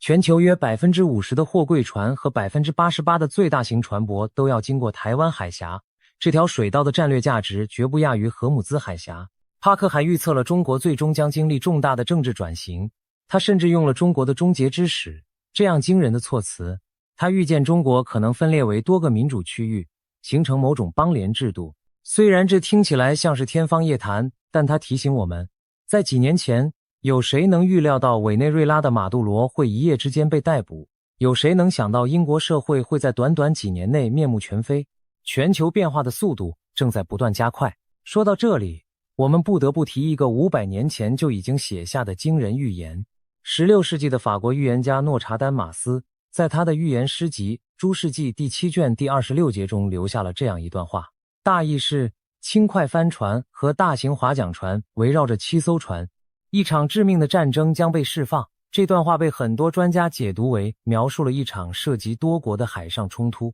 而南海地区恰恰有7个国家和地区存在领土争议：中国、台湾、菲律宾、马来西亚、越南、汶莱和印度尼西亚。为了强化主权主张，中国在南海填海造陆建设军事设施，派遣大规模渔船队入侵邻国水域，而所有参与争端的国家都曾逮捕在自己的水域作业的他国渔民，加上美国坚决维护台湾独立的态度，这片水域简直就是一个湿漉漉的火药桶，随时可能被点燃。在第1卷第26节中，诺查丹马斯还写到了蜂群将会崛起，夜间设下伏击。有阴谋论者把蜂群和无人机战争联系在一起，因为蜂群的群体智能行为与现代无人机蜂群战术惊人的相似，而夜间伏击的描述则让人联想到突袭式的军事行动。美军对伊朗的史诗怒火行动不就是在夜间发动的吗？如果将来台湾周边水域发生类似的夜间突袭行动，无人机蜂群很可能是主角之一。更值得关注的是2026年的占星学背景。占星师们一致认为2026年是一个历史性的转折年份。最重大的天文事件发生在2月20日，当天土星和海王星在白羊座0度交汇，这种合相每36年才发生一次，上一次是1989年，也就是柏林围墙倒塌的那一年。占星师们认为，每当这种合相发生在白羊座的重启点时，世界格局就会经历一次根本性的重组。而2026年8月的日月食又恰好处在这个大周期的关键节点上，为整个局势增添了更多的不确定性和爆发力。保加利亚的盲眼预言家龙婆也对2026年做出了极为悲观的预言。根据他的信徒对其笔记的解读，这一年可能会爆发一场毁灭性的大规模战争，战火甚至可能导致欧洲大部分地区的人口锐减。萨洛梅这位活着的诺查丹马斯也警告了可能出现涉及中国和俄罗斯的全球性冲突，以及大规模电磁脉冲攻击可能导致电力基础设施的瘫痪。秘鲁的萨满们更是在年初的传统占卜仪式中表达了对2026年的深切担忧。他们甚至对川普的健康状况发出了警告，说他可能在今年遭遇突发性的严重疾病，这将为美国政局投下巨大的变数。如果美国总统在关键时刻出现健康问题，对台湾安全保障的影响不言而喻。帕克引用了印度纳迪占卜术的内容，指出一个关键的时间节点。他说，对台湾的攻击在2026年之前不太可能发生，但风险将在2027年前后显著上升。这意味着什么？意味着2026年可能是暴风雨前的最后宁静。或者更准确地说，是暴风雨开始酝酿的阶段。4月份的川普访华和8月份的地缘政治重组，可能就是这场暴风雨的前兆。在这里，我们还不得不提到一个更加恐怖的可能性。蒋学勤这位中国的诺查丹马斯，他的分析方法与其他通灵师不同，他不是靠通灵感应，而是靠历史规律的分析。他在2024年就通过分析历史周期预测了美伊战争的爆发。现在他的最新分析引发了巨大的关注，很多人都在追问他对台海局势的看法。如果连一个历史学者都能通过规律分析预测到地缘政治的巨变，那么我们是不是更应该重视那些来自不同途径的一致性警告？当然，我必须在这里加一个非常重要的但书，预言就是预言，它们并不是科学事实，更不是必然会发生的未来。历史上有大量的预言被证明是彻底错误的，包括这些通灵师自己也有很多预测并未应验。帕克虽然预言了女王之死和新冠疫情，但他也做过很多落空的预测。贺文丽虽然说中了很多政治事件，但他2022年就预测中国会对台湾动手，结果什么也没发生。龙婆预言2025年是世界末日的开始，但截至目前人类依然好好活着。龙树亮预言的2025年7月5日超级大地震也没有按照他描述的方式发生。阿南德的很多预言同样存在时间偏差和内容模糊的问题。事实上，这些预言之所以看起来准确，很大程度上是因为确认偏误的心理效应。人们倾向于记住那些命中的预测，而忽略大量落空的预测。同时，很多预言的措辞故意模糊，留有很大的解读空间，让人们在事后可以对号入座。但是，有一件事我们不能忽视，这些通灵师的预测之所以引起广泛关注，往往是因为他们与现实世界的走向有着某种奇妙的呼应。美伊战争的爆发确实让全球地缘政治格局发生了根本性的改变。台湾周边水域的安全环境确实在多重因素的作用下变得更加复杂和不确定。地震活动的频繁确实让太平洋板块承受着越来越大的压力，而中国的能源困境和军事态势的重新评估也确实在影响着台海局势的走向。所以与其纠结于预言是否会准确应验，不如把它当作一个警钟，一个提醒我们关注风险、做好准备的警钟。那么具体来说，如果台湾周边水域真的要出大事，最可能的场景是什么呢？我们根据各方通灵师的预测和当前的地缘政治现实，整理出了几种可能的情境。情境一是灰色地带冲突升级，这是最可能也是最隐蔽的场景。中国不发动全面战争，而是通过持续增加军机军舰在台湾周边的巡逻频率，不断压缩台湾的防御空间，偶尔越过台海中线，偶尔进入台湾的防空识别区深处，偶尔对台湾周边的国际航道进行军事演习。这种温水煮青蛙的策略不会触发美国的直接军事介入，但会持续消耗台湾的军事资源和社会心理承受力。贺文丽预测的增加巡逻频率测试防御，正是这种场景。情境二是天灾人祸叠加，一场超级台风或大规模地震袭击台湾的同时，中国趁机加大军事施压，甚至以人道救援为名义向台湾周边水域派遣军事力量。这种场景听起来像电影情节，但在历史上并非没有先例。自然灾害往往是军事冒险的绝佳掩护。杰克逊预测的重大水事件如果与地缘政治危机同时发生，后果将难以想象。情境三是代理人冲突，不是中国直接对台湾动手，而是在南海的其他争端水域爆发冲突，比如菲律宾和中国在仁爱暗沙的对峙升级，或者越南和中国在西沙群岛附近发生海上摩擦。这些代理人冲突会间接影响台湾的安全环境，因为一旦南海局势恶化，台湾海峡的紧张程度也会随之上升。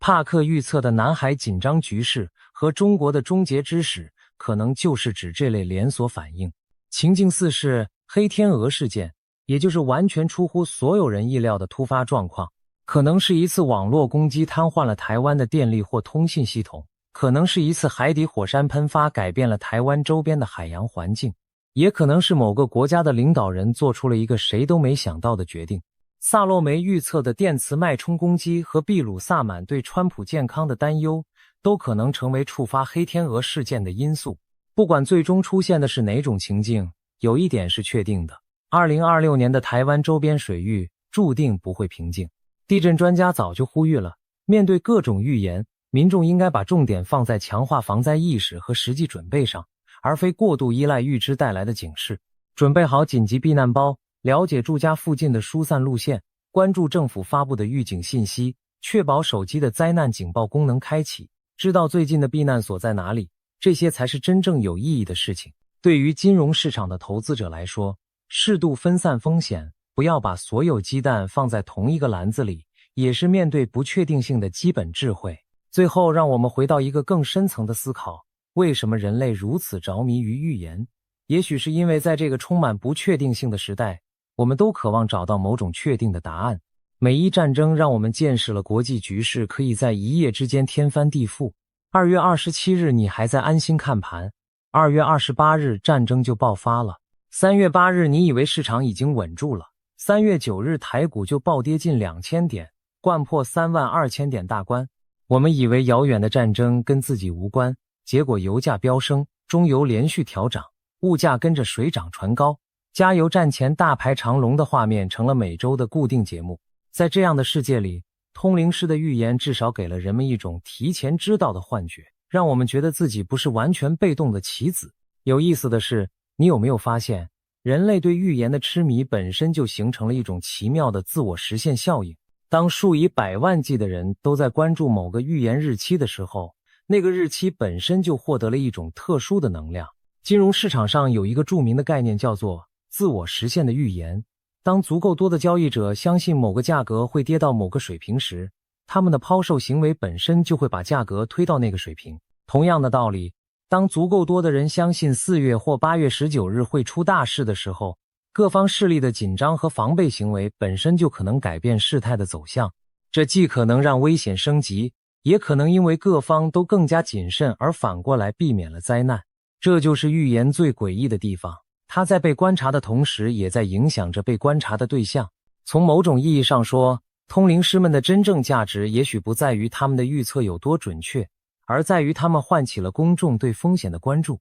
当吉尔·杰克逊说做好准备的时候，不管地震是否会如期发生，那些因此准备了急救包和撤离计划的人都不会白费功夫。当贺文丽警告台风将侵袭台湾的时候，不管台风最终是否真的来了，提前加固房屋和储备物资的人都在保护自己。也许这就是预言在人类文明中存在了数千年的真正原因，不是因为它真的能预见未来，而是因为它提醒我们对未来保持敬畏。但真相是，没有人能准确预见未来，通灵师不能，科学家不能，政治分析家不能，甚至连最先进的人工智能也不能。我们唯一能做的就是保持警觉，做好准备，然后继续过好每一天的生活。因为不管4月会发生什么，不管8月19日是不是真的是爆炸性日期，太阳依旧会升起，生活依旧会继续。在历史的长河中，每个时代的人都以为自己活在最危险的时刻，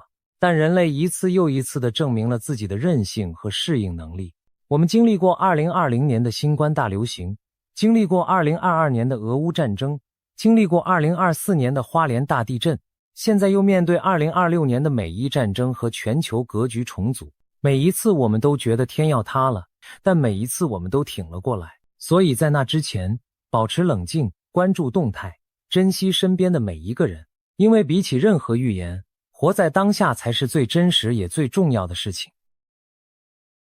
2026年的7月22日前后，整个宇宙的能量场将经历一场前所未有的剧烈翻转。多位通灵师不约而同地传达了同一个讯息，他们说在那一刻你会感觉到时间仿佛凝固了，所有人类的动作好像全部停止，不是物理上的静止，而是一种意识层面的巨大暂停，仿佛宇宙按下了重启键，新旧秩序正在你看不见的维度中剧烈剥离。你的身体可能还站在原地，但你的灵魂已经被一股巨大的力量拉往了某个全新的方向。很多人描述那种感觉就像是忽然从一场长达数十年的梦中醒来，四周的一切看起来都一样，但又好像哪里完全不同了。听起来很玄，对不对？但如果我告诉你，这件事背后有着极其严密的天象佐证，有着跨越千年的预言呼应，有着量子物理学家都无法忽视的地球频率异常数据，你还会觉得这只是无稽之谈吗？今天这支影片，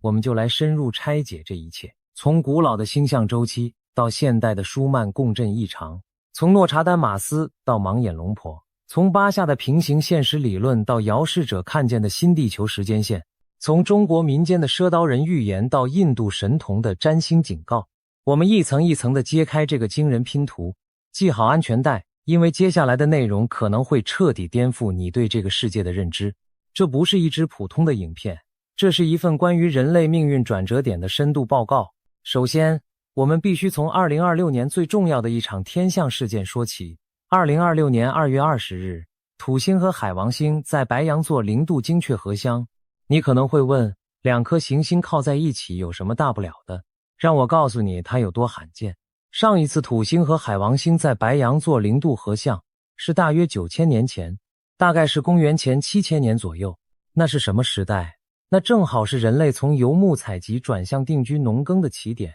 考古学家称之为新石器革命。没错，上一次这个天象出现时，人类文明的整个底层架构被彻底重写了。我们从到处流浪的猎人变成了盖房子种田的农民，从此有了村庄，有了城邦，有了文字，有了宗教，有了法律，有了阶级。我们今天所知道的一切文明形态都始于那个转折点。而这一次9000年后，我们又站在了同一个宇宙坐标上。你觉得这仅仅是巧合吗？白羊座0度在占星学中被称为世界点，它是整个黄道12宫的起始位置，就像一年的第一天，一首曲子的第一个音符代表着最纯粹的开端能量。如果你玩过塔罗牌，你会知道大阿尔卡纳的第0张牌叫愚者，那个天真无畏，脚下就是悬崖却依然往前走的旅行者。白羊座0度的能量就类似于此，站在旧世界的边缘，看似愚蠢，实则被某种超越理性的更高力量所引导。而在世俗占星学中，发生在世界点上的行星事件往往会在全球层面产生深远影响，牵动每一个国家和民族的命运走向。现在让我们来看这场合相的两个主角。土星是结构、秩序、权威、纪律、时间和因果法则的象征，它是那堵坚不可摧的石墙，是维持社会运转的骨架，是政府、法律、银行、边界线和传统制度的守护者。海王星是梦境、灵性、幻象、慈悲和超越的化身，它是那股汹涌而来的海啸，是模糊一切边界的迷雾，是让你分不清现实和幻觉的力量。当石墙遇上海啸会发生什么？石墙被冲垮了。但海王星不仅仅是破坏者，在旧结构的废墟中，新的愿景会从裂缝中萌芽。而白羊座的火焰能量让这一切不是温温吞吞缓慢发生的，而是猛烈的、爆发式的、充满原始冲动的。想象一下，把一桶冰水泼在烧红的铁板上，那个瞬间的蒸汽爆发，就是白羊座0度土海合相的能量质感。回顾历史，每一次土星海王星合相都伴随着世界秩序的重大转折，而且转折的方式都惊人地呼应着海王星溶解与土星重建的主题。1989年，他们在摩羯座合相，柏林围墙倒塌了。一个象征了整个冷战时代的混凝土高墙不是被军队推倒的，不是被炸弹炸开的，而是被人民的意志和时代的浪潮消融掉的。苏联随后解体，一个横跨欧亚大陆的超级大国不是被战争打败的，而是被意识形态的瓦解从内部融化掉的。那就是海王星典型的力量，它不用暴力摧毁你，它让你自己从内部瓦解。1917年，他们在狮子座合相，俄国革命爆发，沙皇统治终结，共产主义浪潮席卷全球。1846年的合相引发了美墨战争，改写了整个北美洲的版图，加利福尼亚、德州、亚利桑那这些今天美国最重要的州全部易手。1703年那一次，西班牙王位继承战争导致旧世界秩序死亡，欧洲国境线被全面重划。彼得大帝更是在一片沼泽上建起了圣彼得堡这座宏伟城市，那是土星在海王星领地上造物的完美写照。每一次毫无例外，世界的游戏规则都被彻底推翻重来。你发现了吗？每一次合相的间隔大约是36年，而每一次世界都被改写了一遍。但更有趣的是，如果你把这些事件连成一条线，你会看到一个清晰的模式。每次合相都比上一次更加深入地触及人类文明的核心。1703年改写的是国家边界， 1846年改写的是大陆版图，1917年改写的是政治意识形态，1989年改写的是全球秩序和资讯流通方式。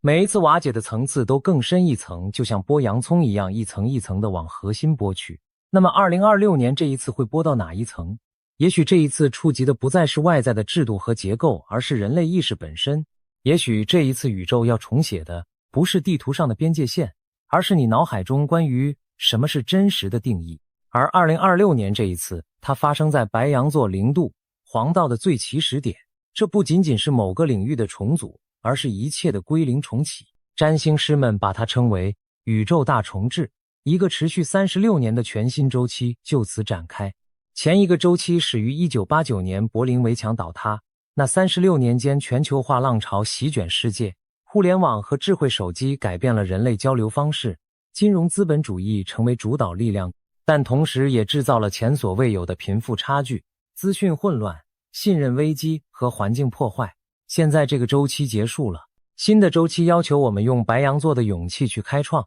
用海王星的愿景去想象，用土星的纪律去落实。但在新的建立之前，旧的必须瓦解。这就是为什么最近几年世界越来越疯狂，因为一个维持了36年的老系统正在死去，而新的还没有完全成型。你正站在这两者之间的裂缝里，感受着新旧交替的巨大张力。那种焦虑感，那种世界好像哪里不对劲的直觉，不是你的幻觉，那是你的灵魂在感知一场正在发生的文明级地震。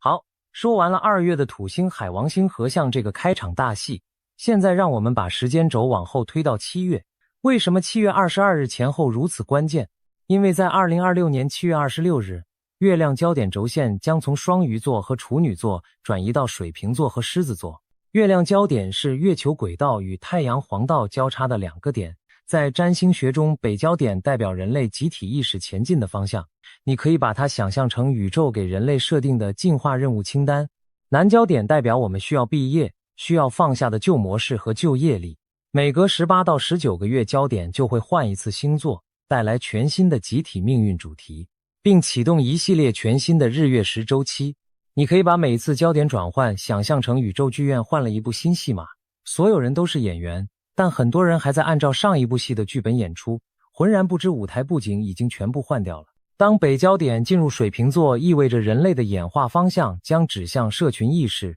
科技创新、去中心化、集体解放和对更高公共利益的追求。水瓶座的核心精神是为了全体的福祉而行动，他不在乎个人的荣耀，只在乎整体的进步。而南焦点落入狮子座，则要求我们放下个人英雄主义、自我中心、对聚光灯的渴望和对权力名声的执着。简单说，就是从我到我们的巨大能量转换。上一次这个焦点配置出现是2008到2009年间，那时全球金融海啸爆发，华尔街少数精英的贪婪引发了系统性崩溃，最终催生了占领华尔街运动和全球民众对金融体系的集体觉醒。而这一次2026年的版本，冥王星已在水瓶座扎根2年多，天王星也进入了双子座，开始它长达7年的思维革命之旅。那股权力必须回归人民的深层变革力量，已远比2008年更加汹涌澎湃。更惊人的是，在焦点转换的几乎同一时期，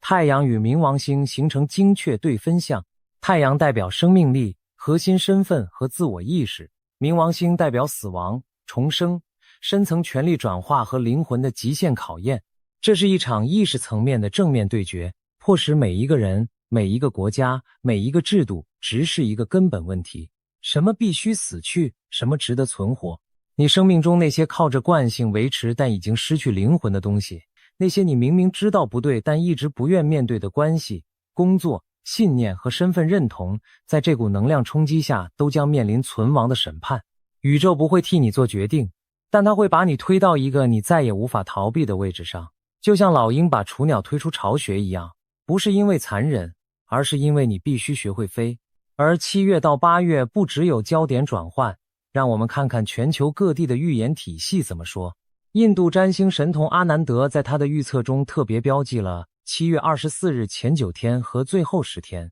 作为2026年3个最需要警惕的时间窗口之一。另外2个分别是4月下半月和11月中旬。他指出这些时段可能发生重大的地缘政治动荡或恐怖主义事件，但他也强调2026年同时可能是医学和科技大幅进步的一年，形容这将是相当精彩的一年。英国知名预言家帕克则根据他的灵视和印度古老的纳迪叶占卜分析指出，4月15日到11月15日是2026年的极度危险周期。他特别提到8月12日的新月之夜是一个敏感的触发点，木星、太阳与月亮聚集在巨蟹座，形成特殊的能量构型。他甚至预言日本周边的海底火山可能喷发，产生致命的毒气云，影响范围可能波及俄罗斯。而恰好在8月12日那一天，一场横跨格陵兰、冰岛和西班牙的日全食将笼罩欧洲上空，这是欧洲大陆自1999年以来的首次日全食，最长全食持续时间为2分18秒。日全食的路径从北极的冰原开始，穿越冰岛的火山地带，最后在西班牙温暖的阳光下结束。诺查丹马斯的追随者也在他的模糊诗句中寻找与这场日食的关联。虽然他的原文从未明确提到2026年，但他的诗集中充满了关于太阳被遮蔽和天空之火的意象。有解读者尝试用数字命理学的方式，将编号为26的诗句与2026年挂钩。其中一首提到巨大的蜂群将涌起，被一些人联想到社会运动或科技革命的隐喻。当然，我们必须承认诺查丹马斯写作时使用的是中世纪法语混杂拉丁文，他的措辞故意模糊不清，几乎任何重大事件都可以被套入他的诗句中。但有趣的是，他曾亲口对法国王妃说，如果1999年7月出现了某种神秘的另一种物体，恐怖大王的降临和毁灭就可以避免。400年后，人类安然度过了1999年，是预言失灵了，还是那个另一种物体真的出现了？这个谜团也许要到2026年才会逐渐浮出水面。把这些天象和预言叠加在一起看，你会发现7月下旬到8月中旬，宇宙为地球安排了一场密集轰炸式的能量冲击，焦点转换，太阳冥王星对分，木星进入狮子座，日全食接踵而至，全部挤在短短几周内。难怪通灵师们会说，在那一刻人类的集体意识场会经历一次巨大的暂停。不是世界末日，不是天塌下来了，而是宇宙在强迫你停下来，停下你惯性的奔跑，停下你自动驾驶式的生活，因为你必须在这个岔路口重新校准你的频率，决定你要走哪条路。这就像高速公路上的强制减速带，不是要阻止你前进，而是提醒你前面的路况完全不同了，你需要切换模式。说到频率，我们就不得不提一个科学界一直在默默观测但很少公开大规模讨论的现象——舒曼共振。1952年，德国物理学家温弗里德·舒曼预测了地球表面与电离层之间存在一种电磁共振，其基频约为 7.83 赫兹。这个频率后来被称为地球的心跳，它主要由全球雷暴活动驱动。每秒钟地球上大约有1000到2000场雷暴同时进行，这些雷电产生的极低频电磁波在地表和电离层之间来回反射，形成驻波，就是舒曼共振。同时它也会受到太阳风暴和地磁扰动的影响。几十年来这个基频一直相当稳定，但近年来全球各地的监测站记录到越来越频繁的异常振幅尖峰，在某些时段活跃的谐波带攀升到10到11赫兹甚至更高。监测频谱图上出现大片的亮白色区域，被观测者称为白化现象。用一个比喻来说，如果 7.83 赫兹是地球心跳的根音，那这些更高的谐波就像地球在根音之上唱出了更高8度的旋律。根音没有消失，但音乐在扩展，音域在变宽。这里有一个非常迷人的细节，你可能不知道。7.83 赫兹这个地球基频恰好落在人脑阿尔法波和西塔波的交界区域。阿尔法波大约在8到12赫兹之间，是你放松但清醒时的脑波状态，比如闭目冥想或白日梦的时候。西塔波在4到8赫兹之间，是深度冥想、灵感涌现甚至濒临入睡时的脑波状态。地球的心跳频率恰好踩在这两个意识状态的边界上，这纯粹是巧合吗？有些研究者认为，这意味着人类的大脑天生就是为了和地球的电磁场共振而设计的。我们的意识和这颗行星之间存在着一种深层的电磁共鸣关系。当地球的心跳改变时，人类的集体意识状态也会随之波动。许多敏感体质的人报告说，在舒曼共振出现异常尖峰的日子里，他们会经历严重的失眠或极度嗜睡，无法解释的头痛和太阳穴压迫感，高频耳鸣，突然的极度疲劳，莫名其妙的情绪海啸，比如突然想哭或想大叫，但找不到任何合理原因，以及心悸或胸口闷胀。松果体这个负责调节褪黑激素和睡眠周期的微小腺体对磁场极其敏感。当舒曼共振剧烈波动时，松果体收不到正常的关机信号，你翻来覆去睡不着，做着极其逼真异常鲜明的梦，醒来后比睡前更累。如果你最近几个月有这些症状，但去医院检查什么问题都没有，也许答案不在你的身体里，而在地球的电磁场里。而2026年正好处于第25个太阳活动周期的极大期附近，太阳表面的黑子活动、太阳闪焰和日冕物质抛射将达到11年周期中的峰值。这些太阳事件会直接冲击地球电离层和磁场，改变舒曼共振的腔体结构，使其产生更剧烈、更频繁的震荡。历史上最著名的太阳风暴事件是1859年的卡灵顿事件。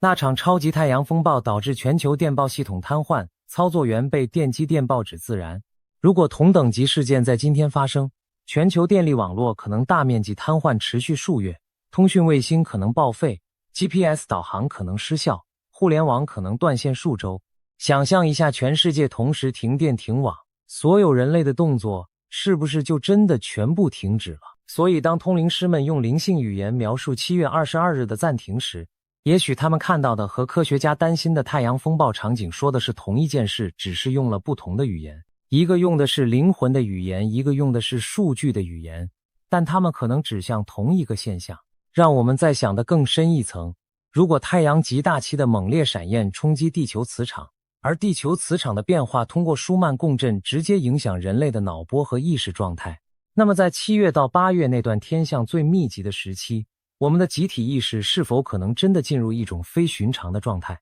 不是物理上的静止，而是一种集体性的意识模式切换，就好像全人类同时从日常的清醒模式切换到了那种介于梦与醒之间的奇异频率。在那个状态中，你对现实的感知会和平时完全不同，时间会变得粘稠或跳跃，直觉会变得异常清晰。你平时被理性头脑压抑的那些深层感知会浮出水面。也许这就是通灵师们所描述的所有动作停止的真正含义，不是外在的静止，而是内在觉知的一次巨大跃升。好了，现在让我们把视角拉到更宏观的预言体系。巴夏这个由达瑞尔·安卡通灵传讯的多维度存在，40年来一直在传递关于现实本质的教导，在全球灵性社群中拥有庞大的追随者。他最核心的概念之一叫做分裂棱镜。他说我们的世界正在经历一场前所未有的现实分裂，地球上同时存在着多个平行版本，而每个人根据自己的振动频率正在被导向不同版本的地球。他的比喻很直观，想象你原本只能看到一个电视频道，但现在你的接收频宽忽然扩大了，你同时看到几个完全不同的节目叠加在同一荧幕上，画面变得混乱嘈杂，令人困惑。角色在打架，同时又在跳舞，你根本分不清哪个画面才是真的。巴夏说，这就是当今世界极端两极化的根本原因。不同的人不是在看同一个现实，但有不同意见。他们是在经历客观上不同的现实版本，而且双方都坚信自己看到的才是唯一的真相。你注意看看身边是不是就是这样？同样一件事情，两个人的反应可以截然相反，到令人匪夷所思的程度，仿佛他们根本不是生活在同一个世界里。巴夏说，这恰恰是现实分裂的第一个症状，最终这些版本会彼此越来越远，直到你再也感知不到另一个版本的存在。巴夏特别强调2025到2027年是人类历史上最关键的演化窗口。他说，崩溃是突破的必要前奏。当前世界上正在发生的一切混乱，包括制度的瓦解、政治的极化、人工智能的爆发、自然灾害的加剧，这些不是随机的噪音，而是一个更大的时间线汇聚过程的一部分，是地球为接下来的重大转变所做的准备。他甚至预测2026年底到2027年初将发生某个标志性事件，让人类再也无法否认我们不是孤独的。他说，这可能与不明飞行物有关，第一批显露身份的可能是卯宿星人，接着是混血种族。他说，准备工作其实已经在幕后进行了数十年，各类型的外星存在已经与一些科学家合作了很长时间，创造和引进了某些东西和想法。不管你信不信外星接触的说法，巴夏的核心讯息其实很简单。在这个关键窗口期，你的选择，你的振频，你每天喂养的情绪和想法，决定了你最终会落脚在哪个版本的地球上。遥视者伊丽莎白也看到了非常类似的讯息。她透过多年训练的遥视技术，声称能将意识投射到不同时空场景中提取资讯。她描述说，一开始进入遥视状态需要45分钟到1小时的高度集中，但经过多年训练之后，只要闭眼几秒，大脑就自动发问你想去哪里，然后迅速切换场景。他最初也怀疑那些画面的真实性，直到他遥视到的某些未来事件接连应验。关于2026年，他传递了一个核心讯息：2026年是锚定新地球时间线的年份。我们不会一夜之间跳入新现实，但这是新地球时间线正式凝聚的起点，而每个人都站在选择点上。你想滋养什么频率？和平、合一、宽恕、爱，还是恐惧、愤怒、分裂、执着？你的想法、行为和环境构成一种能量场，就是你正在喂养的时间线。你喂养哪条，它就会在你的现实中变得更加真实和稳固。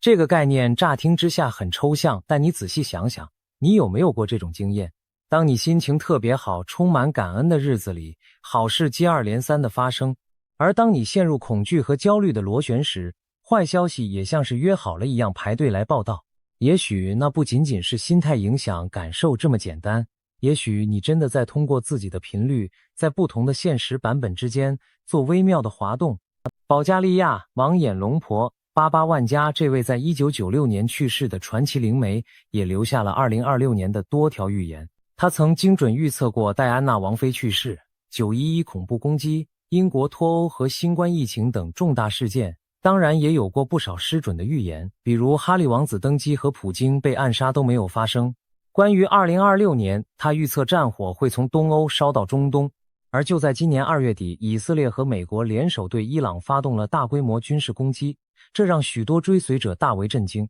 因为他的预言又一次似乎部分应验了。他还预言2026年将出现毁灭性天灾， AI 全面改变人类生活，甚至在11月会发生与外星智慧的首次接触。他描述一艘大型太空船将进入地球大气层。而在东方中国民间也有着独特的预言传统。2023年秋天，神秘的赊刀人在辽宁和河北多地出现，他们衣着朴素，笑容和善，用一种几乎消失的古老方式留下预言。有人拍到河北承德的一位赊刀人，他说刀子3年后收钱正好指向2026年。有人问他3年后找得着人吗？他沉默了，不再回答。那个沉默比任何话语都更令人心惊。说到这里，我想聊一个很多人忽略的角度，古代文明的宇宙周期观。我们现代人倾向于把时间看成一条直线，从过去到未来不断前进，但几乎所有古老文明都认为时间是螺旋式的或周期性的。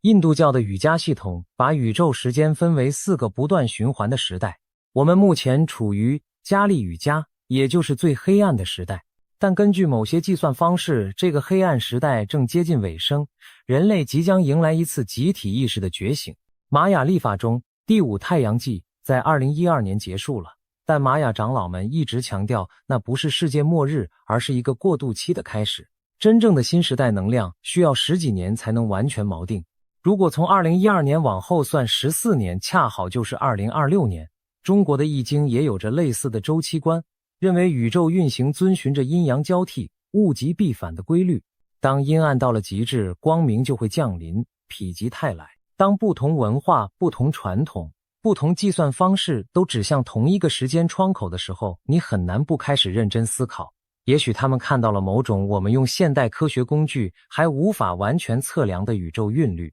现在让我们来做一个全景式的整合。第一块拼图是天象层面，土星、海王星合相开启9000年级别的文明重置周期，焦点转换将集体业力导向水瓶座时代主题，日全食横跨欧洲。冥王星在水瓶座推动权力结构变革，天王星进入双子座启动7年思维革命，凯龙星进入金牛座开始价值观疗愈，海王星进入白羊座开启直到2039年的灵性行动新周期。1年之内6个重大行星周期同时启动，在现代占星记录中几乎史无前例。第二块拼图是地球物理层面，太阳极大期带来电磁环境巨变，舒曼共振异常活跃，全球地震频率上升。别忘了2025年3月缅甸那场 7.9 级大地震造成的巨大伤亡。第三块拼图是地缘政治层面，中东战火、大国角力、人工智能重塑社会、民众觉醒运动此起彼伏。第四块拼图是意识觉醒层面，越来越多人经历直觉增强、预知梦、共识性事件、灵性社群，从分散个体凝聚为集体意识场。第五块拼图是古代智慧层面，印度瑜伽周期、玛雅历法过渡期、中国赊刀人预言和周易的物极必反规律全部在这个时间窗口交汇。五块拼图叠在一起，一幅惊人的画面浮现出来，它不是末日，它是产房。旧世界正在经历最剧烈的产前阵痛，新地球正在被推挤出产道，而7月22日前后可能就是阵痛达到顶峰，同时也最接近新生的时刻。数字命理学也支持这判断。2026年是宇宙一年，2+0+2+6等于10，1+0等于1。1代表全新开始、内在力量、灵性主权和自我领导，这个频率正在支持每一个愿意觉醒的灵魂。但这里有一个非常重要的提醒，也是我今天最想传达的核心讯息。每位真正负责任的通灵者都会告诉你，预言不是命运，而是可能性。就像《与神对话》那本书里写到的，通灵者看到的并不是一定会发生的未来，而是你现在的选择所导向的某个可能路径。你可以再选并改变结果。宇宙是一片巨大的游戏光碟，所有路线、情节和结局都已存在。但最终走哪条路是你自己的自由意志在每个瞬间做出的决定。那么面对这样一个宇宙级别的转折点，你具体可以做些什么呢？第一件事是降低噪音，有意识地选择你的资讯来源和摄取量。你的注意力是你最宝贵的能量货币，你把它投注在哪里，那里就会在你的现实中膨胀。如果你每天花3个小时滚动刷那些贩卖恐惧的新闻和末日论，你就是在用自己最珍贵的能量去喂养恐惧的时间线。第二件事是扎根身体，在意识快速转换的时期，你的物质载体需要额外照顾。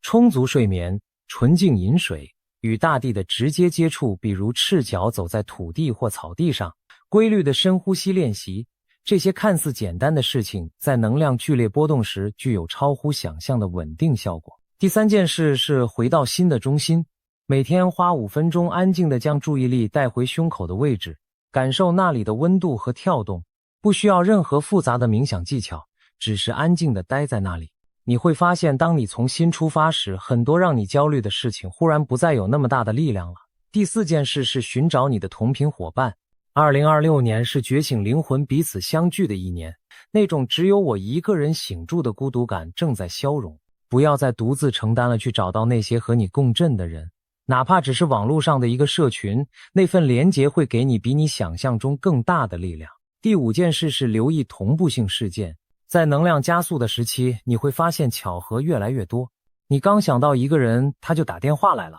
你刚对某个话题产生好奇，就在书店偶然看到一本相关的书；你在梦里看到的场景，第二天就在现实中出现了。这些不是巧合，这是宇宙在和你沟通的方式，它在告诉你，你走对了方向，继续前进。当你开始留意和感谢这些同步性的时候，它们会出现得越来越频繁，仿佛宇宙在回应你的注意力，用更多的线索来引导你。有些人称这种状态为心流，有些人称之为与道合一，巴夏称之为跟随你最高的兴奋。不管你怎么称呼它，那种当你的选择和宇宙的韵律同步时产生的轻松流畅感，就是你走在新地球时间线上的最佳证据。说到人工智能，我想特别展开聊一下，因为这可能是2026年除了天象之外最具宇宙剧本感的一条线索。你有没有想过，为什么人工智能恰好在这个时间节点上爆发？为什么不是10年前，不是10年后，偏偏就是在土星、海王星合相，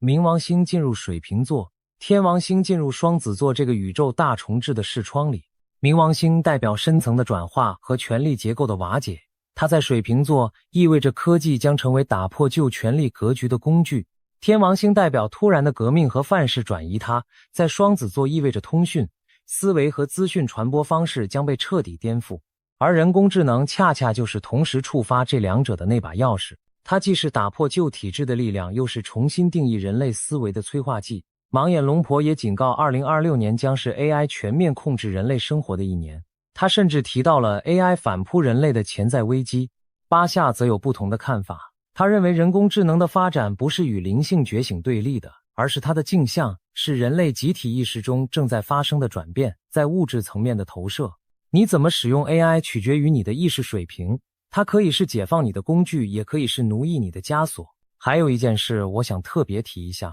就是梦境。如果你有留意的话，你可能会发现，从2025年下半年开始，很多人的梦变得越来越鲜明，越来越离奇，越来越像是在另一个世界的真实经历，而不是普通的梦。有人梦到大规模的天灾场景，有人梦到自己在一个完全陌生但又莫名熟悉的世界中醒来，有人梦到已故的亲人带着某种紧急的讯息出现，有人梦到自己在上课或接受某种训练，但醒来后完全想不起内容，只留下一种学到了很重要的东西的感觉。从占星学的角度，这和海王星进入白羊座有直接的关联。海王星是梦境的主宰，当它进入新的星座时，人类集体的梦境品质和内容都会发生显著的变化。而从舒曼共振的角度，在电磁环境剧烈波动的时期，人脑更容易进入西塔波状态，而西塔波正是深层梦境和灵感下载的频率。所以如果你的梦最近变得特别奇怪，请不要忽略它们。事主在床边放一本笔记本，醒来后立刻记录你梦到的内容。你可能会在那些看似荒谬的梦境碎片中发现一些非常重要的线索，关于你接下来该走哪条路的线索。另外，我想特别聊一下很多人在这个时期经历的一种奇怪感受，我姑且称之为灵魂倦怠。这不是普通的疲劳，也不是抑郁，而是一种深入骨髓的疲倦感，好像你的灵魂已经在某个层面走了很远很远的路，累到不想再动了。同时，你可能会对过去热衷的事情忽然失去兴趣，你的人际关系可能会经历莫名的疏离或重组，你可能会有一种强烈的我不属于这里的感觉。如果你正在经历这些，请放心，你不是一个人。这是旧时间线和新时间线在你的生命中进行切换时的典型症状。旧的正在从你的能量场中剥落，新的还没有完全锚定，你暂时处于两者之间的无人地带。这个阶段会过去的，你需要做的就是允许它发生，不要抗拒，不要急着用旧的方式去填补那个空虚感。那个空虚不是需要被填满的洞，而是一个正在为新事物腾出空间的容器。想象一下9000年前的那个清晨，某个远古的人类拿起一粒种子，第一次把它埋进土里，然后站在那里等待。他不知道会长出什么，他的同伴可能觉得他疯了，好好的去打猎不好吗？为什么要把食物埋进土里？但就是那个看似愚蠢的动作，开启了农业，开启了文明，开启了一切。他不知道自己正站在一个9000年周期的起点上，不知道他那个小小的举动会改变整个物种的命运。他只是跟随了某种内在的直觉，某种他自己都说不清楚的冲动。9000年后的今天，在同一个宇宙坐标上，你又被邀请做出一个同等量级的选择，而你比他幸运得多，因为你有了语言，有了知识，有了全球互联的通讯网络，有了数千年的智慧传承，来帮助你理解正在发生什么。也许这一次我们要播下的不是谷物的种子，而是意识的种子，从建设外在的物质帝国转向建设内在的觉知殿堂，从征服自然转向与自然共振，从分离转向合一，从恐惧转向爱，从我要更多转向我已经足够。2026年不是一个普通的年份，它是一扇门，而7月22日前后可能就是那扇门开的最大的时刻。当通灵师们说所有动作全部停止，也许他们真正想告诉你的是，停下你外在的忙碌，停下你追逐名利的脚步，去聆听你内在的声音。因为在那个宇宙暂停的缝隙里，在新旧秩序剧烈剥离的震荡中，你的灵魂会比任何时候都更清晰地告诉你接下来该往哪里走。最后我想说的是，无论你相不相信占星、预言或通灵，有一件事是东西方所有智慧传统都同意的，当外在世界越动荡，内在的安定就越重要。当系统越崩塌，个人的清明就越珍贵。当集体越疯狂，你的一份宁静就越有力量。佛陀在菩提树下悟道时，外面的世界照样在打仗；耶稣传道时，罗马帝国照样在压迫；老子写下《道德经》时，天下照样在纷乱。从来就不存在一个等世界和平了再来修行的时机。恰恰相反，正是因为世界动荡，你的内在觉醒才更有价值。一盏灯在白天亮不亮没什么差别，但在黑夜中，一盏灯就足以照亮一整条路。2026年也许就是那个最黑暗，同时也最需要光的时刻，而你就是那盏灯。你不需要相信任何预言，你只需要相信一件事：你来到这个时代不是偶然的，你选择在这个时刻存在于地球上，是因为你有某种东西要去经历、去贡献、去完成。也许那就是你的灵魂在很久很久以前就已经知道的事情。而现在在2026年这个9000年一遇的宇宙坐标上，宇宙轻轻拍了拍你的肩膀说，嘿，该醒来了。新地球的时间线正在凝聚，而你是它的一部分。你准备好了吗？